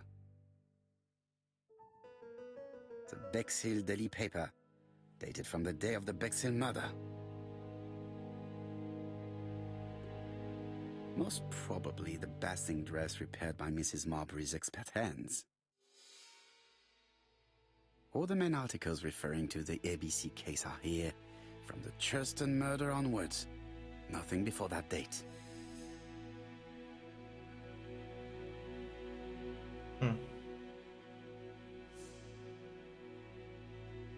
Oh. ABC guys, enough to sign about a dozen murders.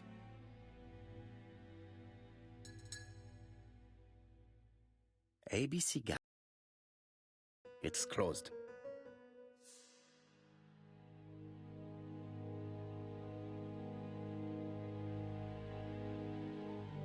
It's closed. ABC guy. ABC. It's closed. Yeah, well, do you want to open it, Kappa?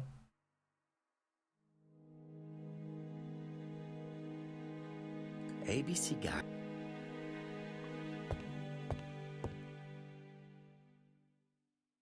Oh. It's closed. Okay. I take it that we cannot open it.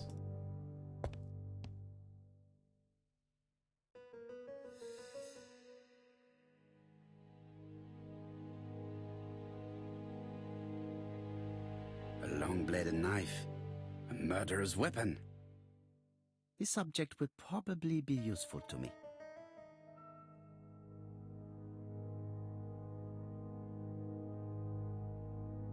It's an ABC. Cust is parsimonious. He keeps his pencils and sharpens them until there is nothing left. It is clear that he did not grow up in luxury.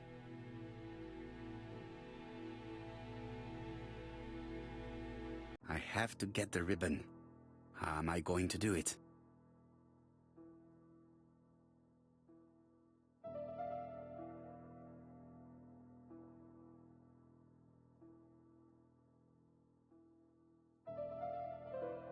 Something is blocking the ribbon. The ribbon is jammed. I have to start by freeing it.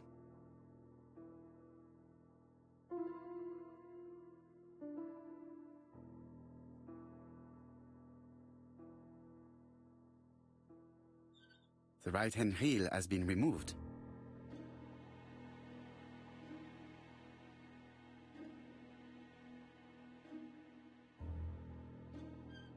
The left-hand reel has been removed.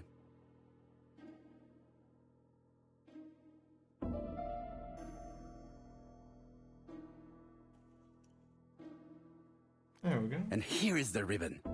Let us see if it was indeed used to write the letters sent by ABC. I only need the ink ribbon for my inquiry. I will let Jack clean the keyboard if he wishes.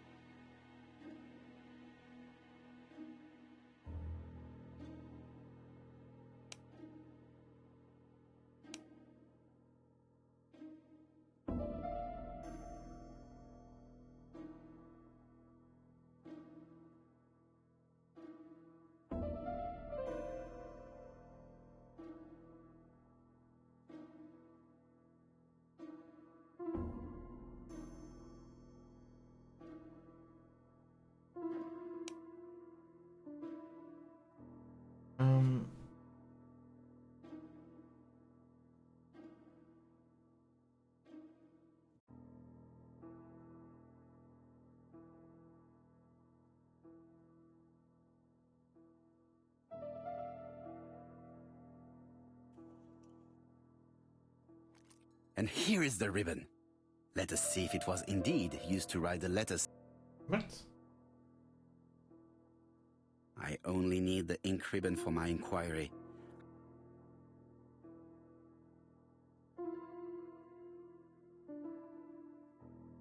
So I cannot really... All the letters announcing the murders were written on Cust's typewriter. Oh, okay. That was it. Let's rotate around. Did Cust drop it when he opened the window? Or was it Mrs. Marbury while she was cleaning?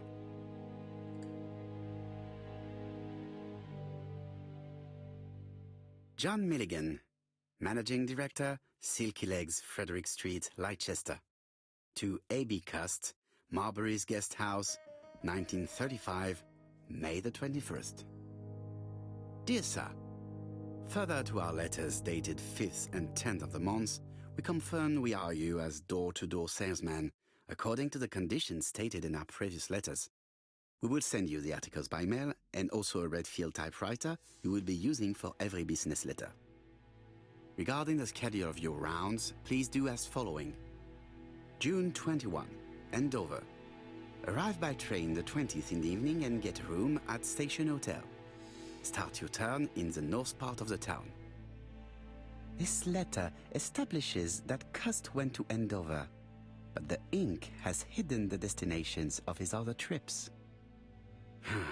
I know from Mrs. Marbury that he went to Churston. I just have to show that he went to Bexhill, and I will have proved that he was present at all the crime scenes.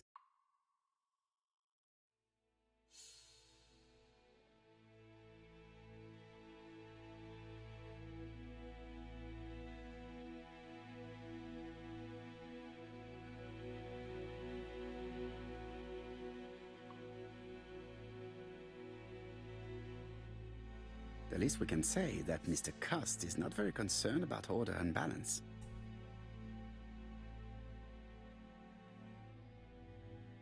War of 1914-1918.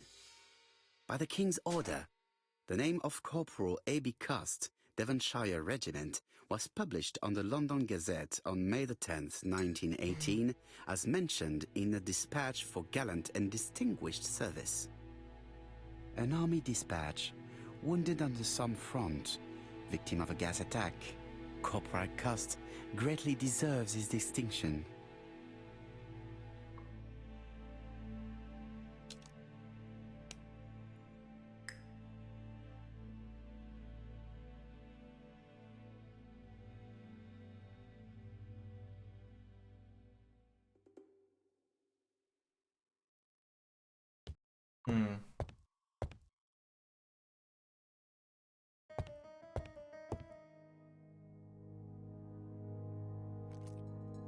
This knife is very useful. Who knows, maybe it never cut anything other than string. Stockings. Stockings.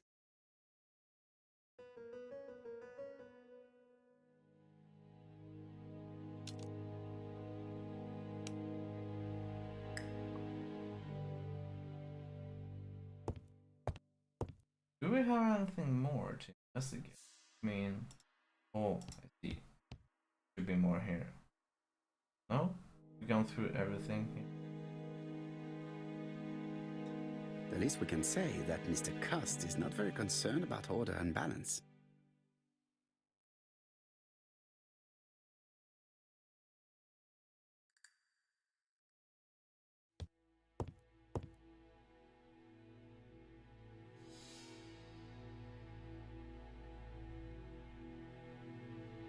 It is now the right time.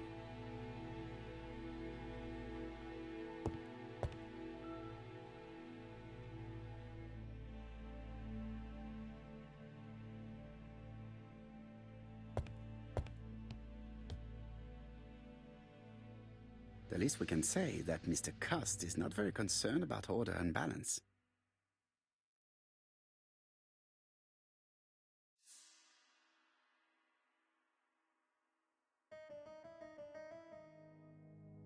I don't know, I cannot find anything more in here. Like, we've done this part, we have checked the bed. We... Uh-oh. Oh. This dark stain. It could be blood, but goodness knows how long it has been there. Let us now try and get our brain cells to work.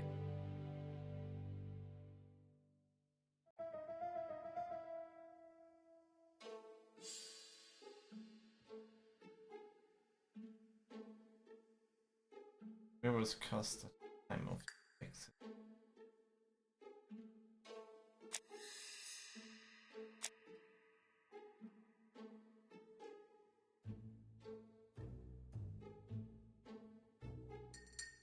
Well, Cust wasn't home.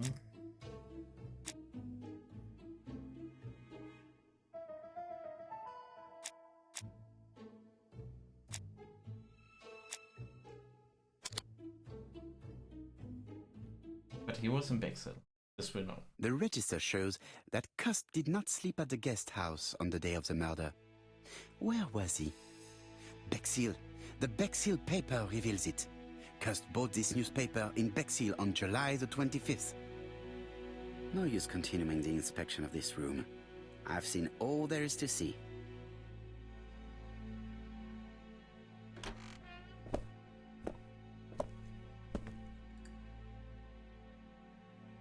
Goodbye, Mrs. Marbury.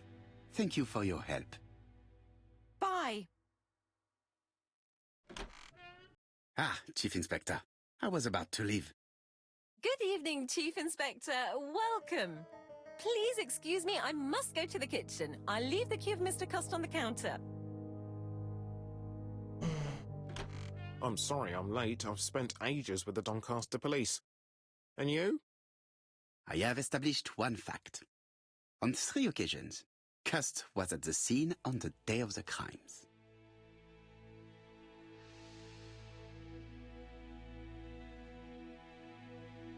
I had best talk to Jap. I've listened closely to what you have to say, Poirot. For me, there's no doubt Cust is guilty. Do you have any element that might prove the contrary? That is what we're going to look for.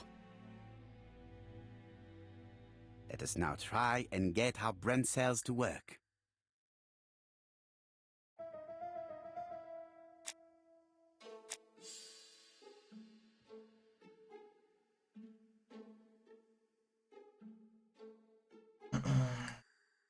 Well, not the second one, because he wouldn't need to be able to charm her.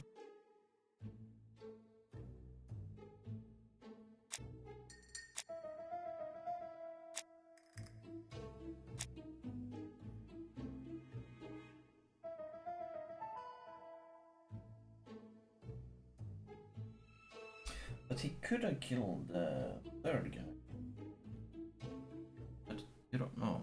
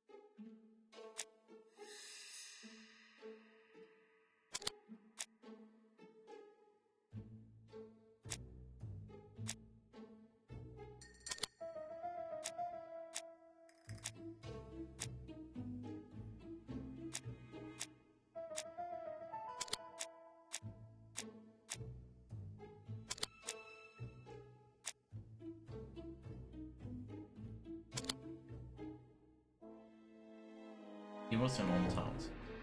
Right.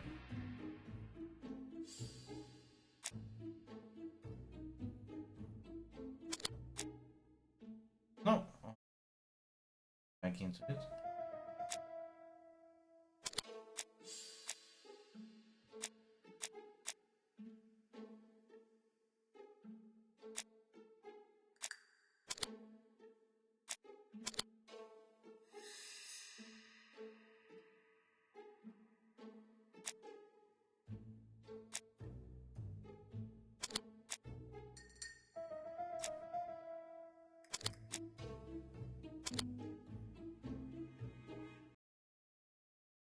The evidence against Cust is overwhelming. His presence at the scenes, the knife, the blood-stained shirt, the ABCs in a box. C'est vrai. However, the blood Mrs. Marbury saw on Cust's shirt may have been his own. According to his medical records, he suffers from hemoptysis. The murderer cut Sir Carmichael's throat from behind, and the blood spurted outwards. You would expect the murderer's shirt to be stained on the sleeves, not on the buttonholes, yet we see quite the opposite. You would expect the murderer to keep the newspaper articles about his crimes. But Cust's collection starts in Cheston, as if it discovered the case rather late. I agree it's troubling, but it doesn't change my mind. There's small details that we should be able to clear up by questioning Cust. When can we talk to him?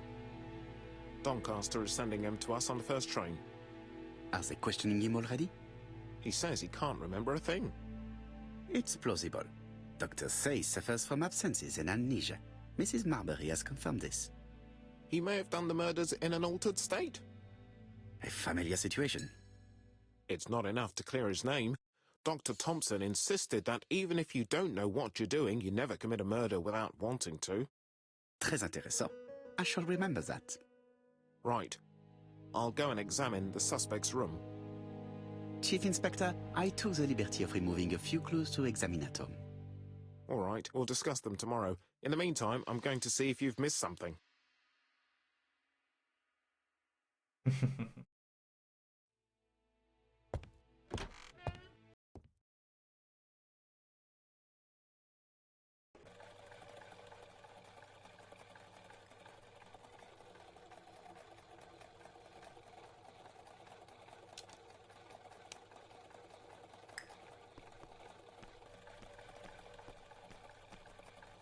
To Scotland Yard, please.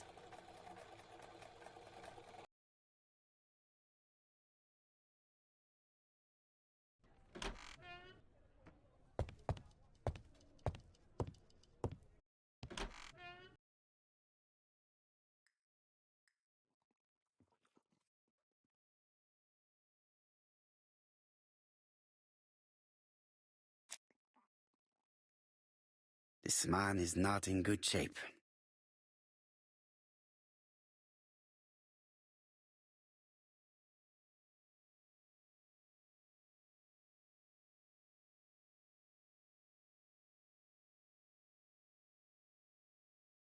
He is worried and very tired, and other police have been hard on him.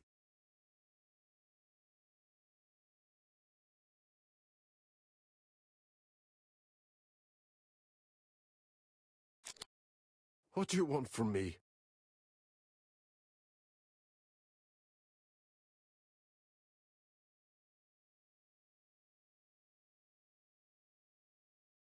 Good day, ABC.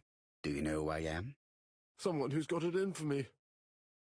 I am Hercule Poirot, and I want nothing other than the truth. Ah, you're the detective.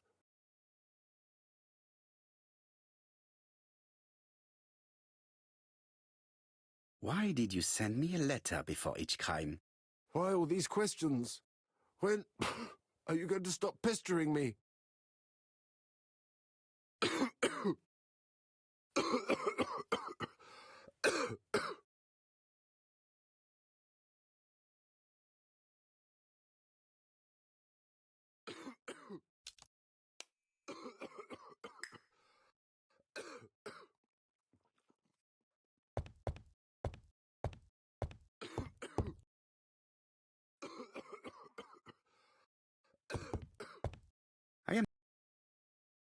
I am not going to leave before.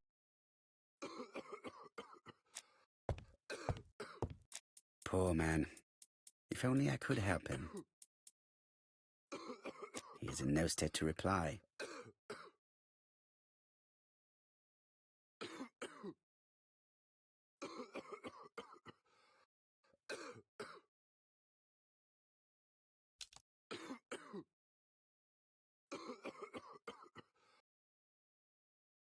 Laudanum, a medicine for...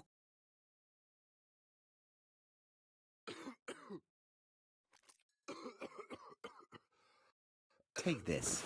It will help you. Thank you.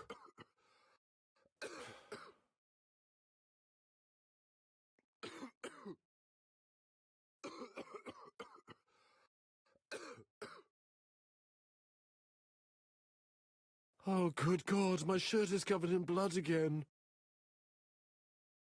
Bon. I now know where the bloodstains Mrs. Marbury saw came from. Are you well enough to speak?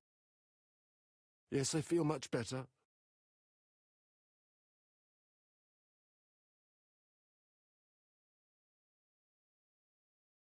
Yes, I am the person you have been sending the letters to.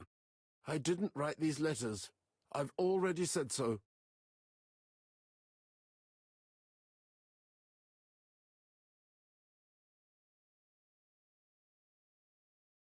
Maybe you forgot that you wrote these letters. Yes, it's true. Sometimes I forget. Maybe I did type them.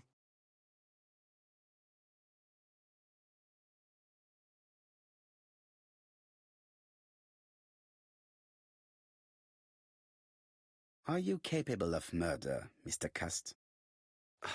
All these questions are giving me a headache.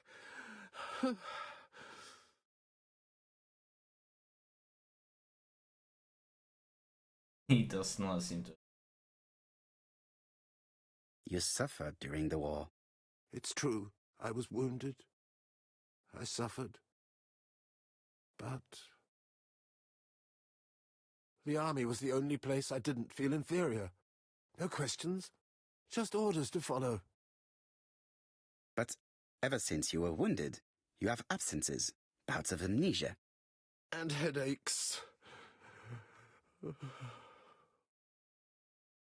Professor Clark treated you. Yes, a few years ago he really helped me with my burned throat.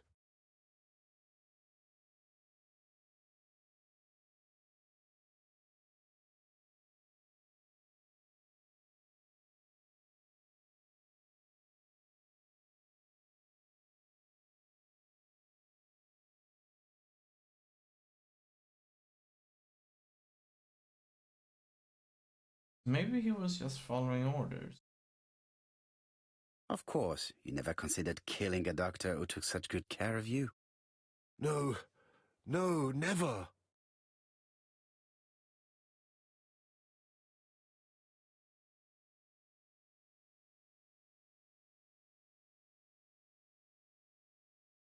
Do you deny being at the scene of the crimes? So? There was no harm in being there. It was only for my work. You were seen at all the crime scenes. Yes, I was. I travel a lot, but not for pleasure. I am terribly unwell in trains. He doesn't But I like had to trains. respect my engagements. My employer gave me very precise written instructions about the towns I had to visit. Let's see. The company you claim to work for, Silky Legs, has never heard of you. And as for these letters they sent you, they were written on your own typewriter. The company sent me the typewriter when I started working for them. Yes, but the letters were received afterwards.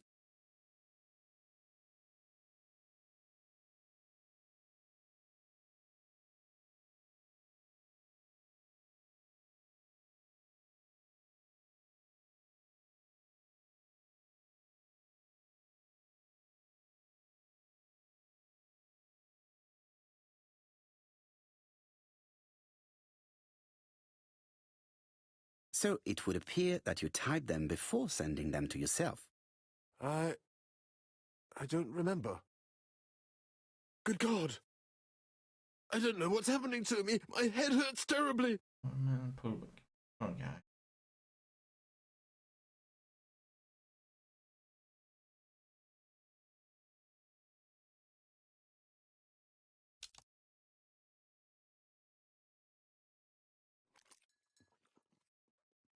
Take this. It will help you.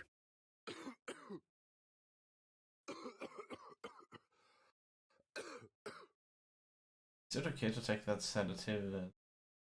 Oh, I think I'll be fine. Let us see, Cust. Look at me. You know very well that you committed these murders? No, I don't think he did it. Yes, I know. But I'm not wrong in saying that you do not know why you committed them. No, I don't.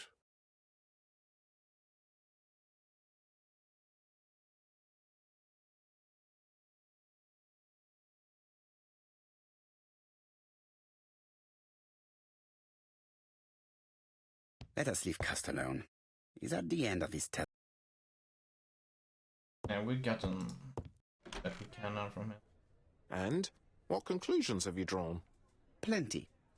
It might help us to understand him a little better. Let us now try and get our brain cells to work. It doesn't seem like he could sneak up on somebody even. Uh-oh.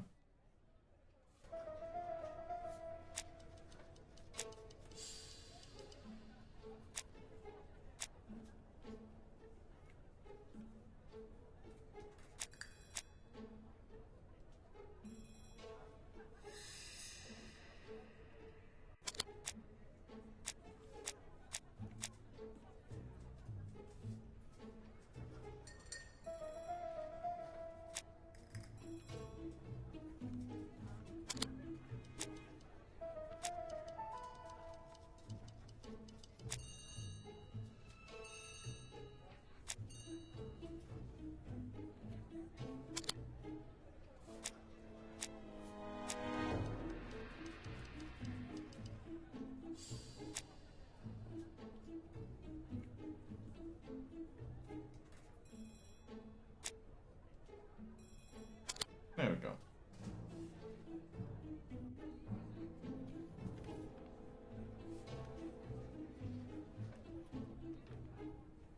Exactly. Doesn't fit in the proof.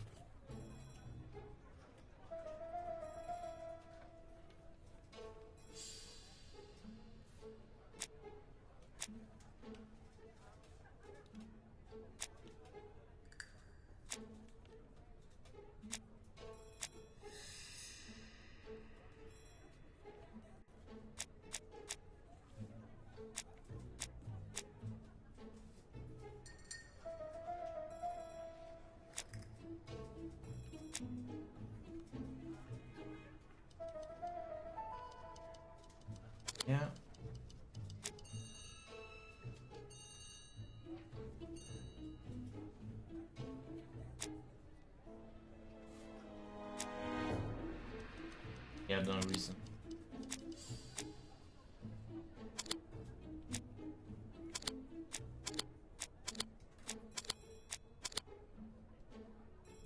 Hmm.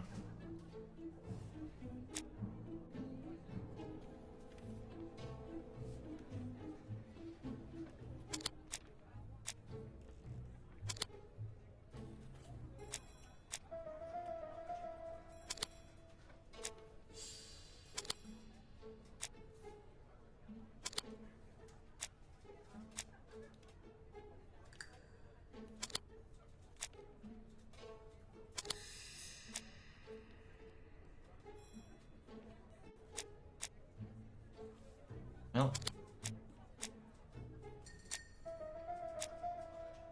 let's just do this in order to for.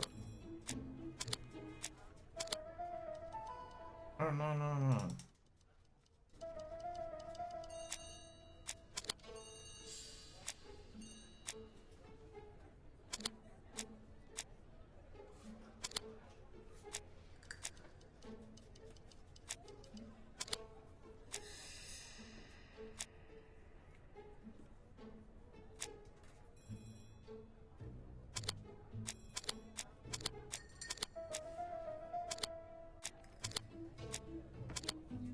Hmm.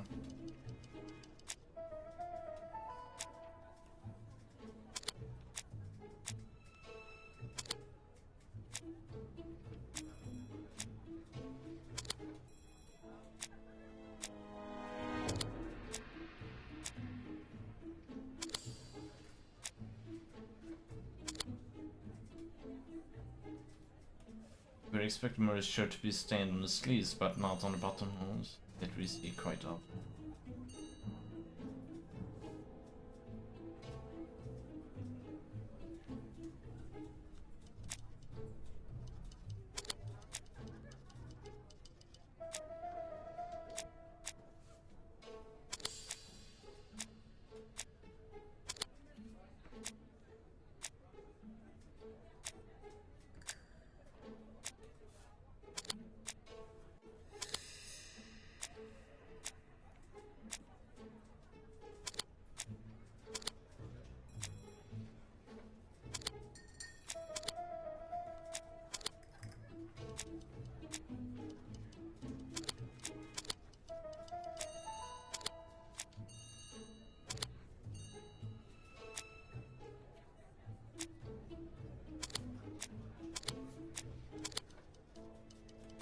So he had no reason to kill.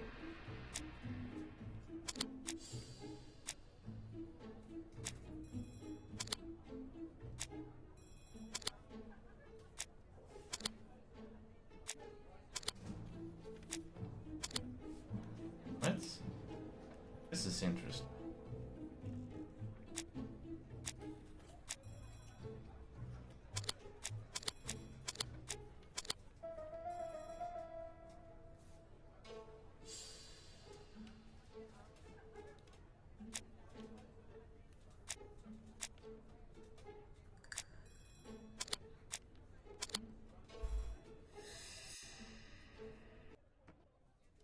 I don't see any clearer than before. This is worse. There is one point to highlight. C'est curieux. Cust admits that he killed, but he does not know why. What did Dr. Thompson say? Even if Cust killed while in an altered state, it still must have been his deepest desire. He must have had a motive. Let's keep it simple. Never mind his motive. He confessed. But you see, he can confess to anything and everything. He denied the murders and then he confessed to them. He confirmed that he never typed the letters, then with great ease, I managed to get him say quite the opposite. Come on, he behaved like a guilty man. He lied to his landlady. Because deep down he believes himself guilty. From the papers, he noticed that he had always been at the scene of the crimes. He must think that he killed and then simply forgot what he had done. How can you be so sure? Let us look at his psychological profile. You will understand my point of view. Let us now try and get our brain cells to work.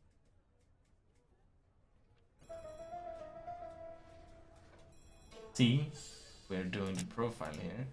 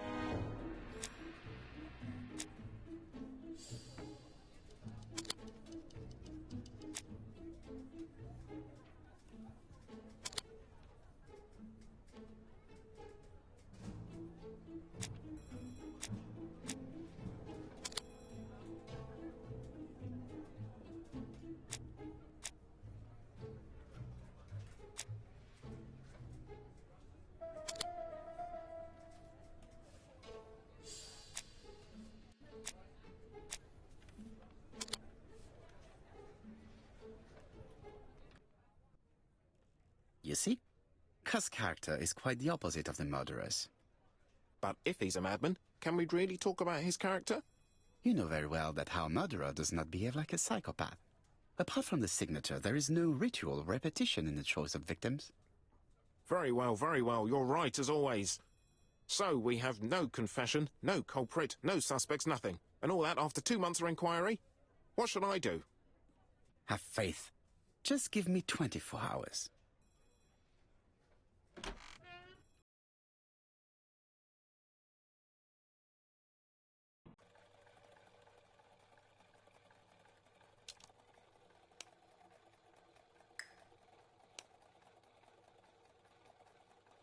I have 2 people who I believe this is in.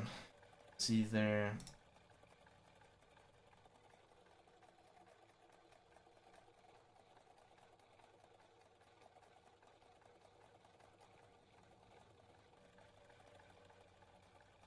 Thora Gray.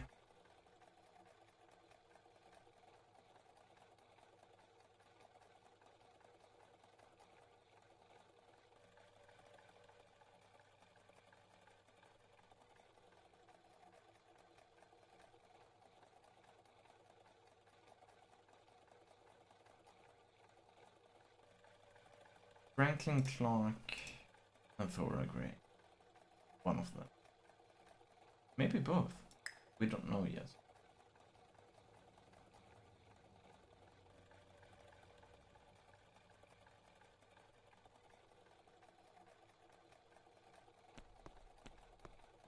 To White Haven, please.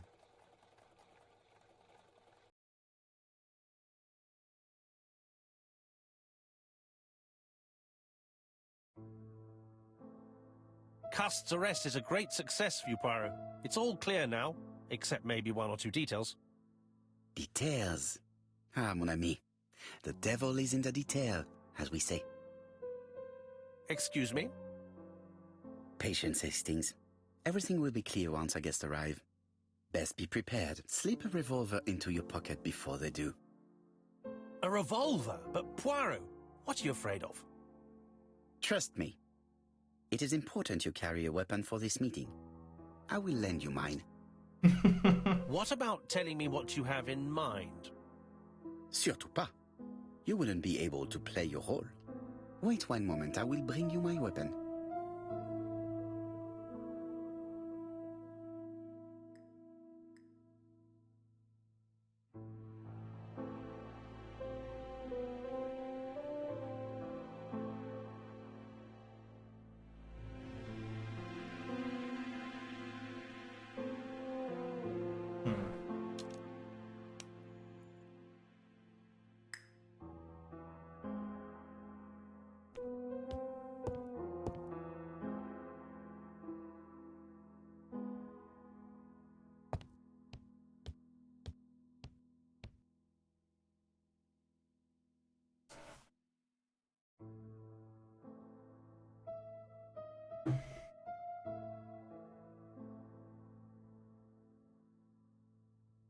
I'll grab some water.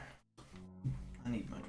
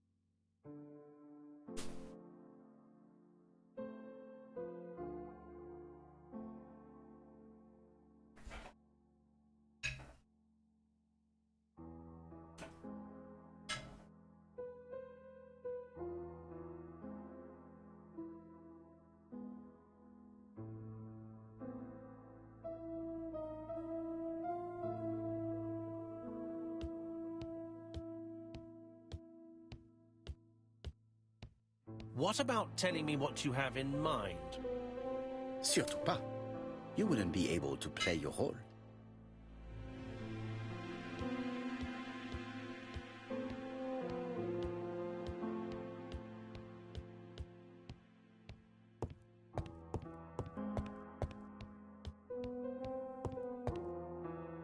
Where does Poirot have his gun?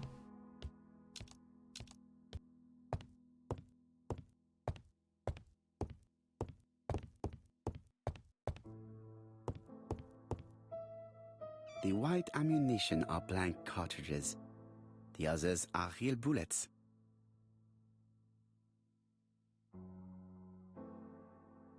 I have to choose the type of bullets to load.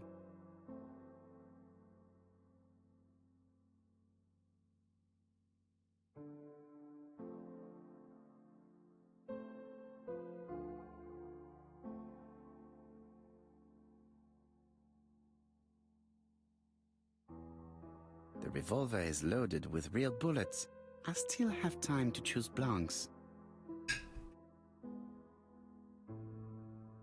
The revolver is loaded with blanks. I still have time to choose real bullets.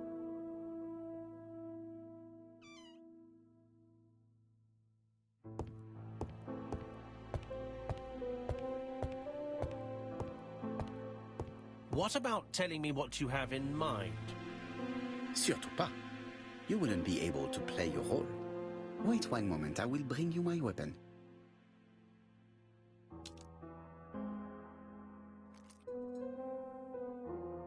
Voila, I entrust you with my weapon. It has hardly been used, it is almost new.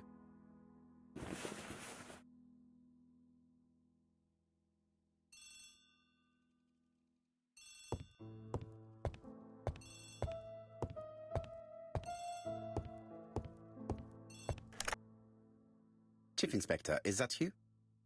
Yes. Sorry, but we haven't found anything. Have you checked the typewriter? And the packaging, the letter, and the ribbon reel. We've only found prints left by Cust and his landlady. Well, never mind, I shall make do. So, are you still going to hold your meeting? Of course, Chief Inspector. I can hear my guest coming up the stairs. Why have you brought us here, Mr. Poirot? Since Cust's arrest, I thought it was all done and dusted. Miss Gray formally identified him, as well as Miss Barnard. Yes, and the stockings he saw drove the same brand as the ones found at my aunt's. This is all true. However, a case is not closed if some questions remain open. And one question is, why did the murderer send me his letters? Why did he challenge me, Hercule Poirot? Perhaps he wanted to play with you, to taunt you. Xenophobia? Maybe he didn't like you because you're foreign. I may be wrong, but maybe by provoking you, he was looking for glory? All these theories should be studied. Let us now try and get our brain cells to work.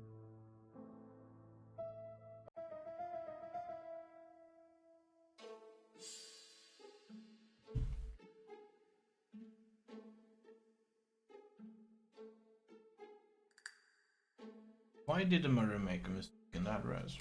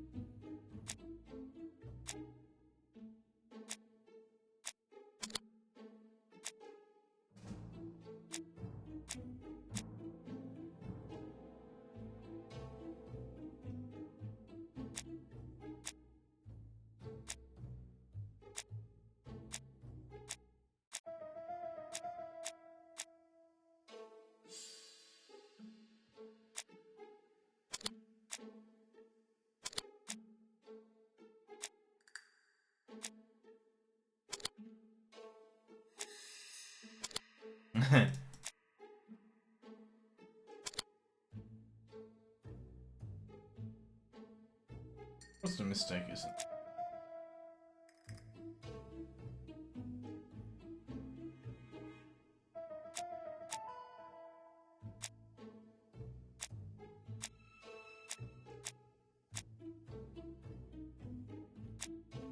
Gloria.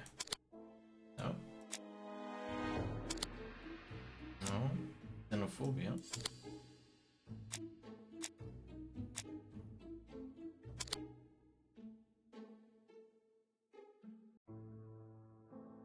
Is everything clear now?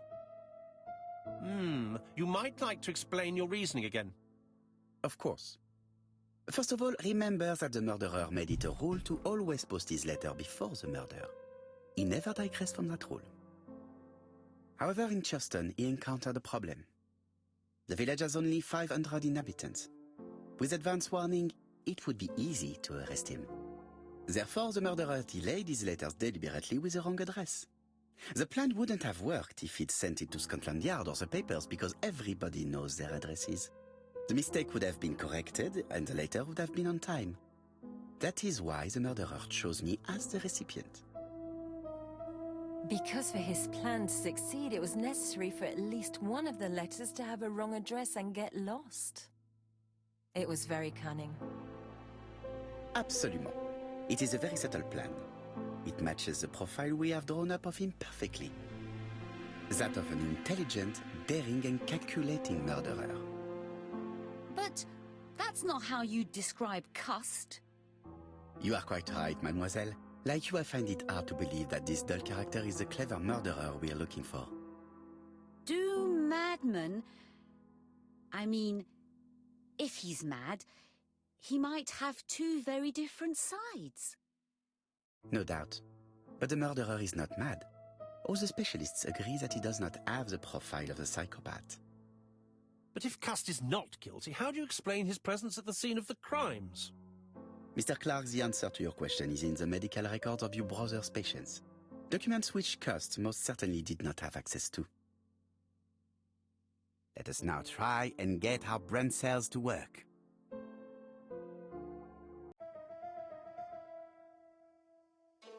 Oh.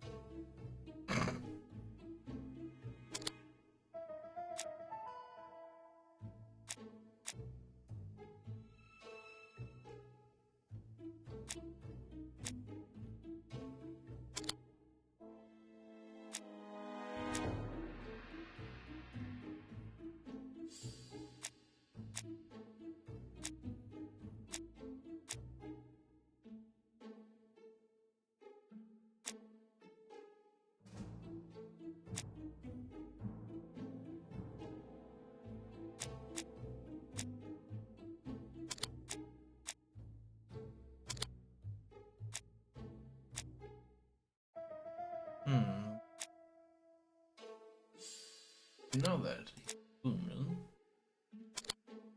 and we know that he's quite right, but that's not what they... What we do know in this is that he was a salesman.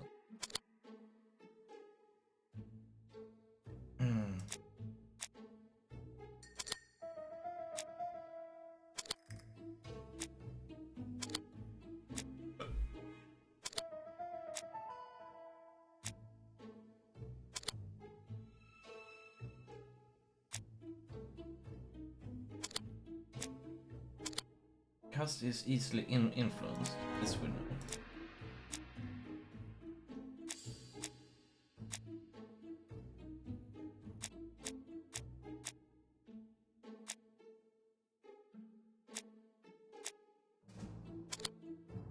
No?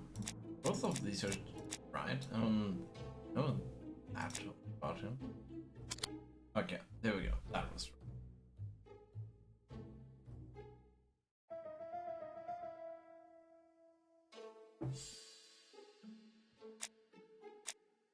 We can explain that in the is door.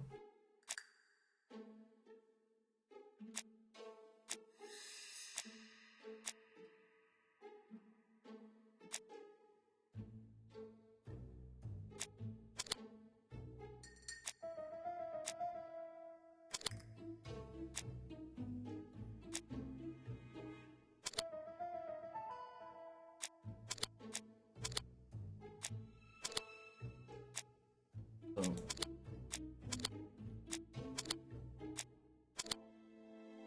no, oh man, I didn't want.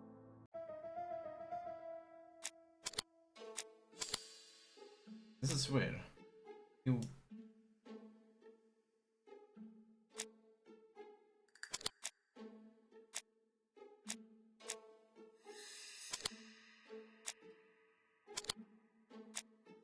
This is weird. This one should be a part of it. Since he had his presence in on because he was, or so he believed.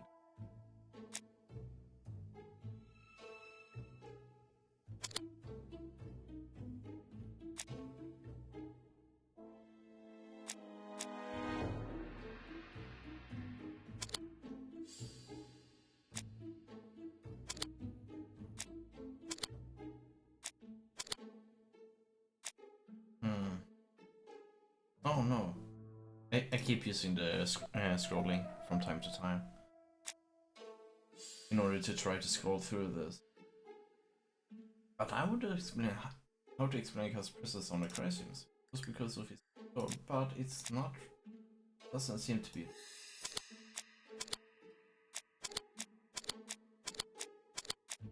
Welcome to permutations, Kappa.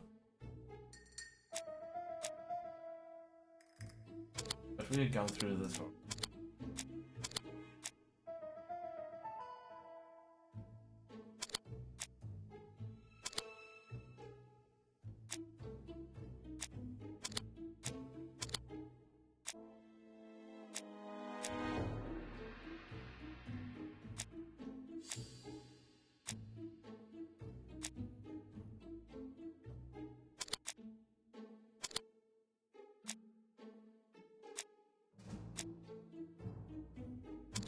It should have been.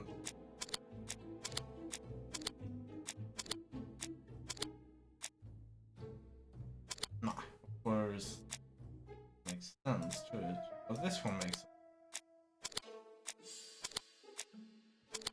Maybe I just missed one.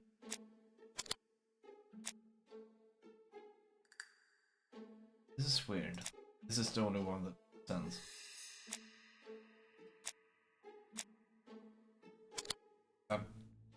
Does it make sense?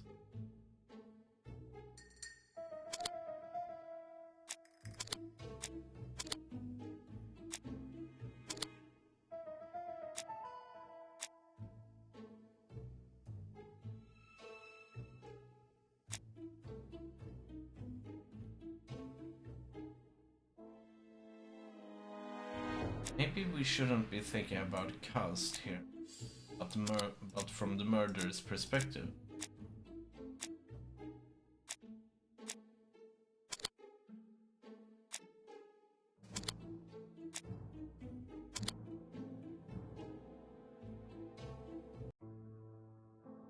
Dr. Clark's patient's records provided a very useful list of potential victims, sorted by alphabetical order. The killer definitely used it, explaining the fact that all the victims were former patients of the doctor. It is this fact that clears Cust once and for all, because he never had access to these records. So how did he happen to be at the scene of the crimes? Either the murderer sent him there, or Cust was following him closely. Cust's highly suggestible nature leads us to the second hypothesis. The murderer was manipulating him.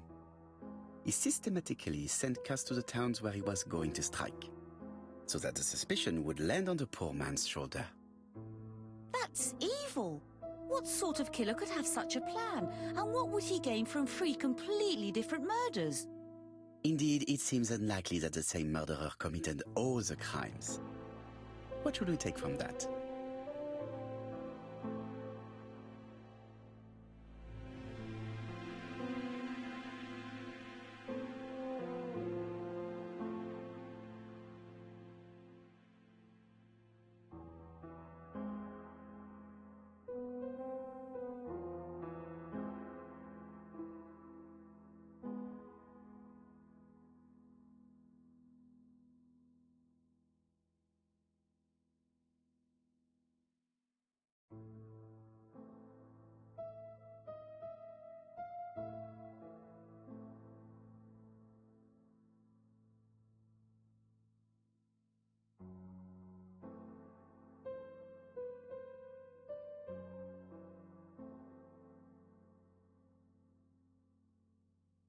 There aren't 3 murders. Maybe 2, not 3. Murder does not kill. So I believe.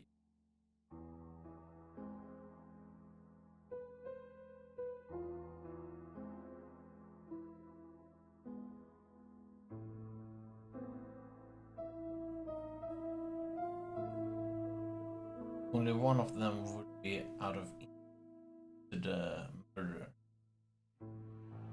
If it's Thora.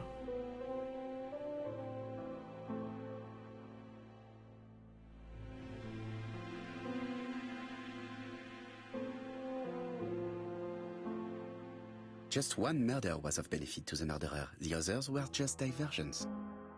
On reflection, there is only one conclusion. The murderer killed once out of interest and twice to divert our attention. This reasoning points at 2 potential culprits. Franklin Clark. Donald Fraser? Yes, mademoiselle, that's good thinking.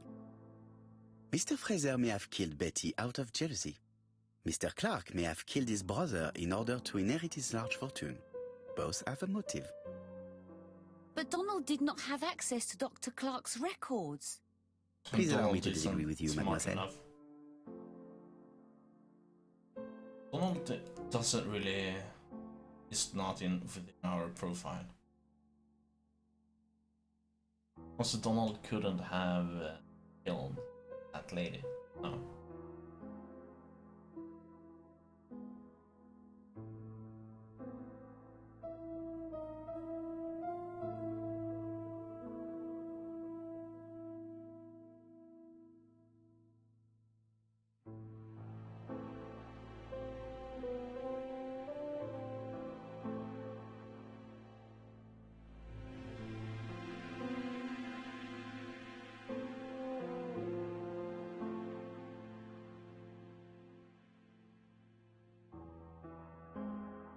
Donald wasn't.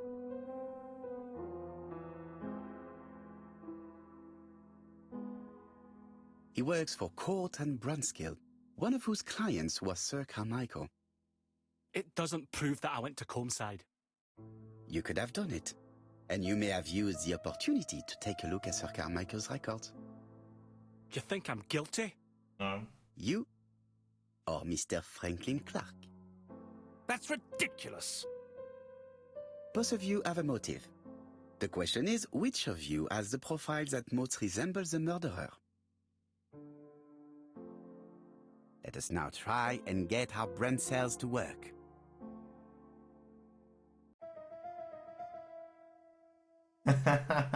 Is Donald clever?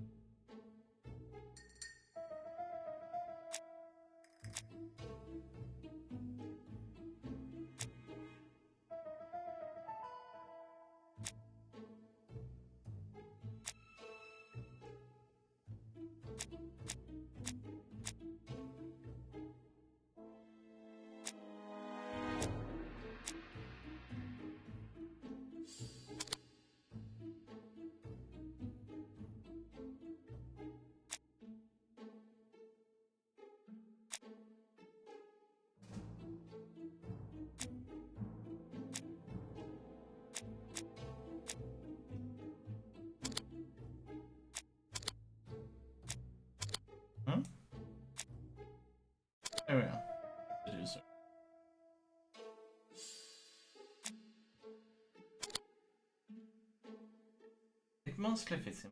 Not quick tempo.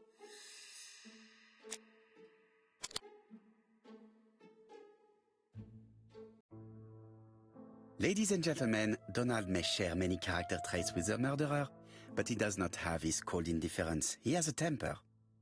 It is hard to imagine him planning anything. Also, jealousy is his motive, and crimes of passion are rarely planned. Right, I suppose it's my turn to be subjected to the same scrutiny. Absolument, Mr. Clark. Let us now try and get our brain cells to work. So,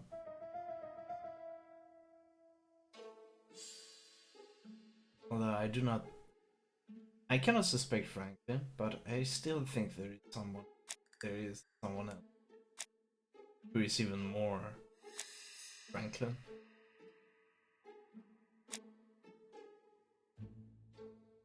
Soon see.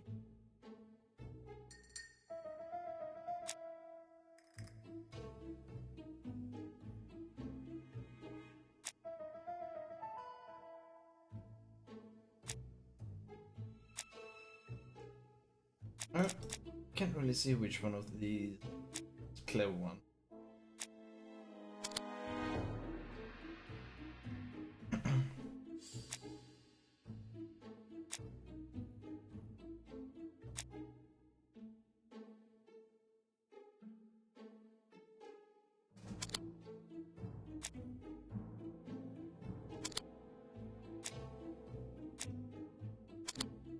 What?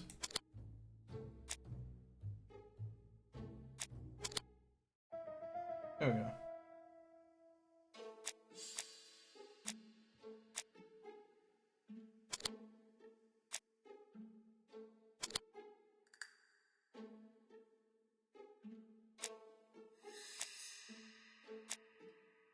Wait.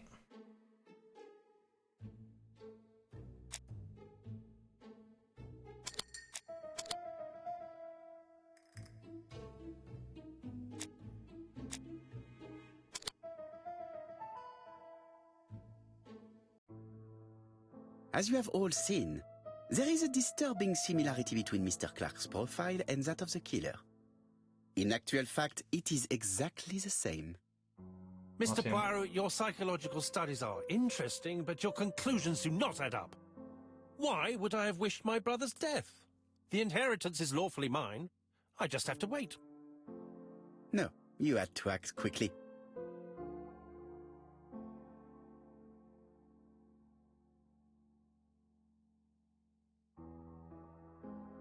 Because of Miss Grey. Mademoiselle, although you haven't been telling the truth, there is no doubt in my mind that you would have found a way to marry Sir Carmichael after Lady Clark's death. For you, Mr. Clark, it was a disaster. If Miss Grey had children by your brother, you would not have inherited a thing. You realized the danger after reading several letters from Comside, especially one in which your brother opened his heart to you. So you hurried home from China, and you took action. Yeah. In truth, Cust was no more than a puppet manipulated by the real culprit. You, Mr. Clark. Such an imagination, Mr. Poirot. In fact, nobody manipulated Cust. The famous instructions he received by post. He wrote them on the typewriter. We know that for sure. Oh no, you know perfectly well. That is not true. Eh bien voilà, light has now been shed on the ABC murders. Your theories are ingenious, but you haven't any proof. One point to him.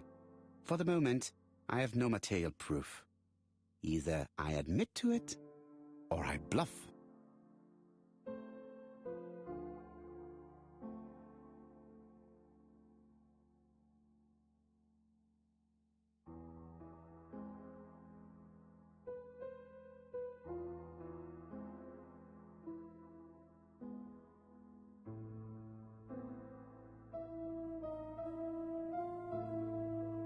One thing proves it. The prints you left on Cust's typewriter. Enough. Oh, of course you wiped the typewriter before sending it. But not carefully enough. Scotland Yard has found your print along with those of Cust. I understand why you never wanted to lend me your new typewriter, and why you were searching through your brother's things. And the hole you dug on the moors. What did you hide there? The knife you used to kill your brother? Game, set, match. You win, Mr. Poirot. But it was worth trying. Mhm.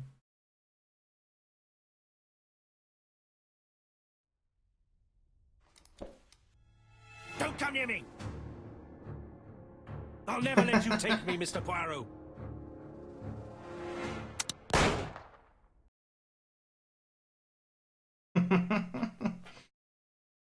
I'm sorry, but you're gonna survive. Those were filled I'm with sorry, Mr. Clark, blanks. there is no easy death for you. I expected your reaction, so I used blanks. I'm sorry, mademoiselle, but your second chance has been lost. Franklin Clark will never inherit his brother's fortune.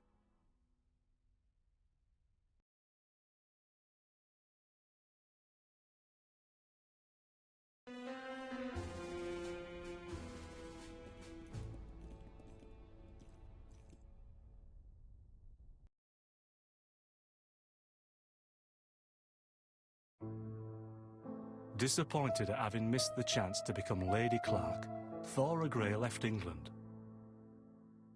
I thought Thora Grey was the murderer, actually. Donald Fraser and Megan Barnard married. On Poirot's recommendation, But Mary I did Drower suspect started to work for Franklin Lady Clark as well Clark. because of his The hunting elderly lady's things and condition suddenly things took he a turn wrote for the about better. the hunter's set or something. And like a that few in the months letters. later, to Dr. Logan's great surprise, she was back on her feet again. According to this eminent physician, it appears But to be an main suspect extremely on my rare side case of was- spontaneous remission. Lady Clark has enjoyed very good health ever Laura. since. Laura Grey or whatever her name is. Laura Grey. Journal of an Innocent, the incredible story of ABC. As for A.B. Cust, after being advised by Poirot, he made a great deal of money by selling his story to the press. And as for me, and with business booming, the Black Swan has become the #1 tourist attraction in the whole of Yorkshire, even more popular than York Minster. Come on.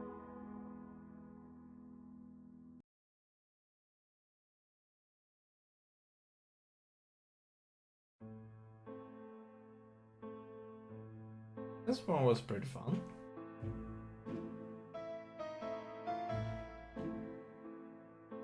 Game's over. That was a pretty good story. I liked it.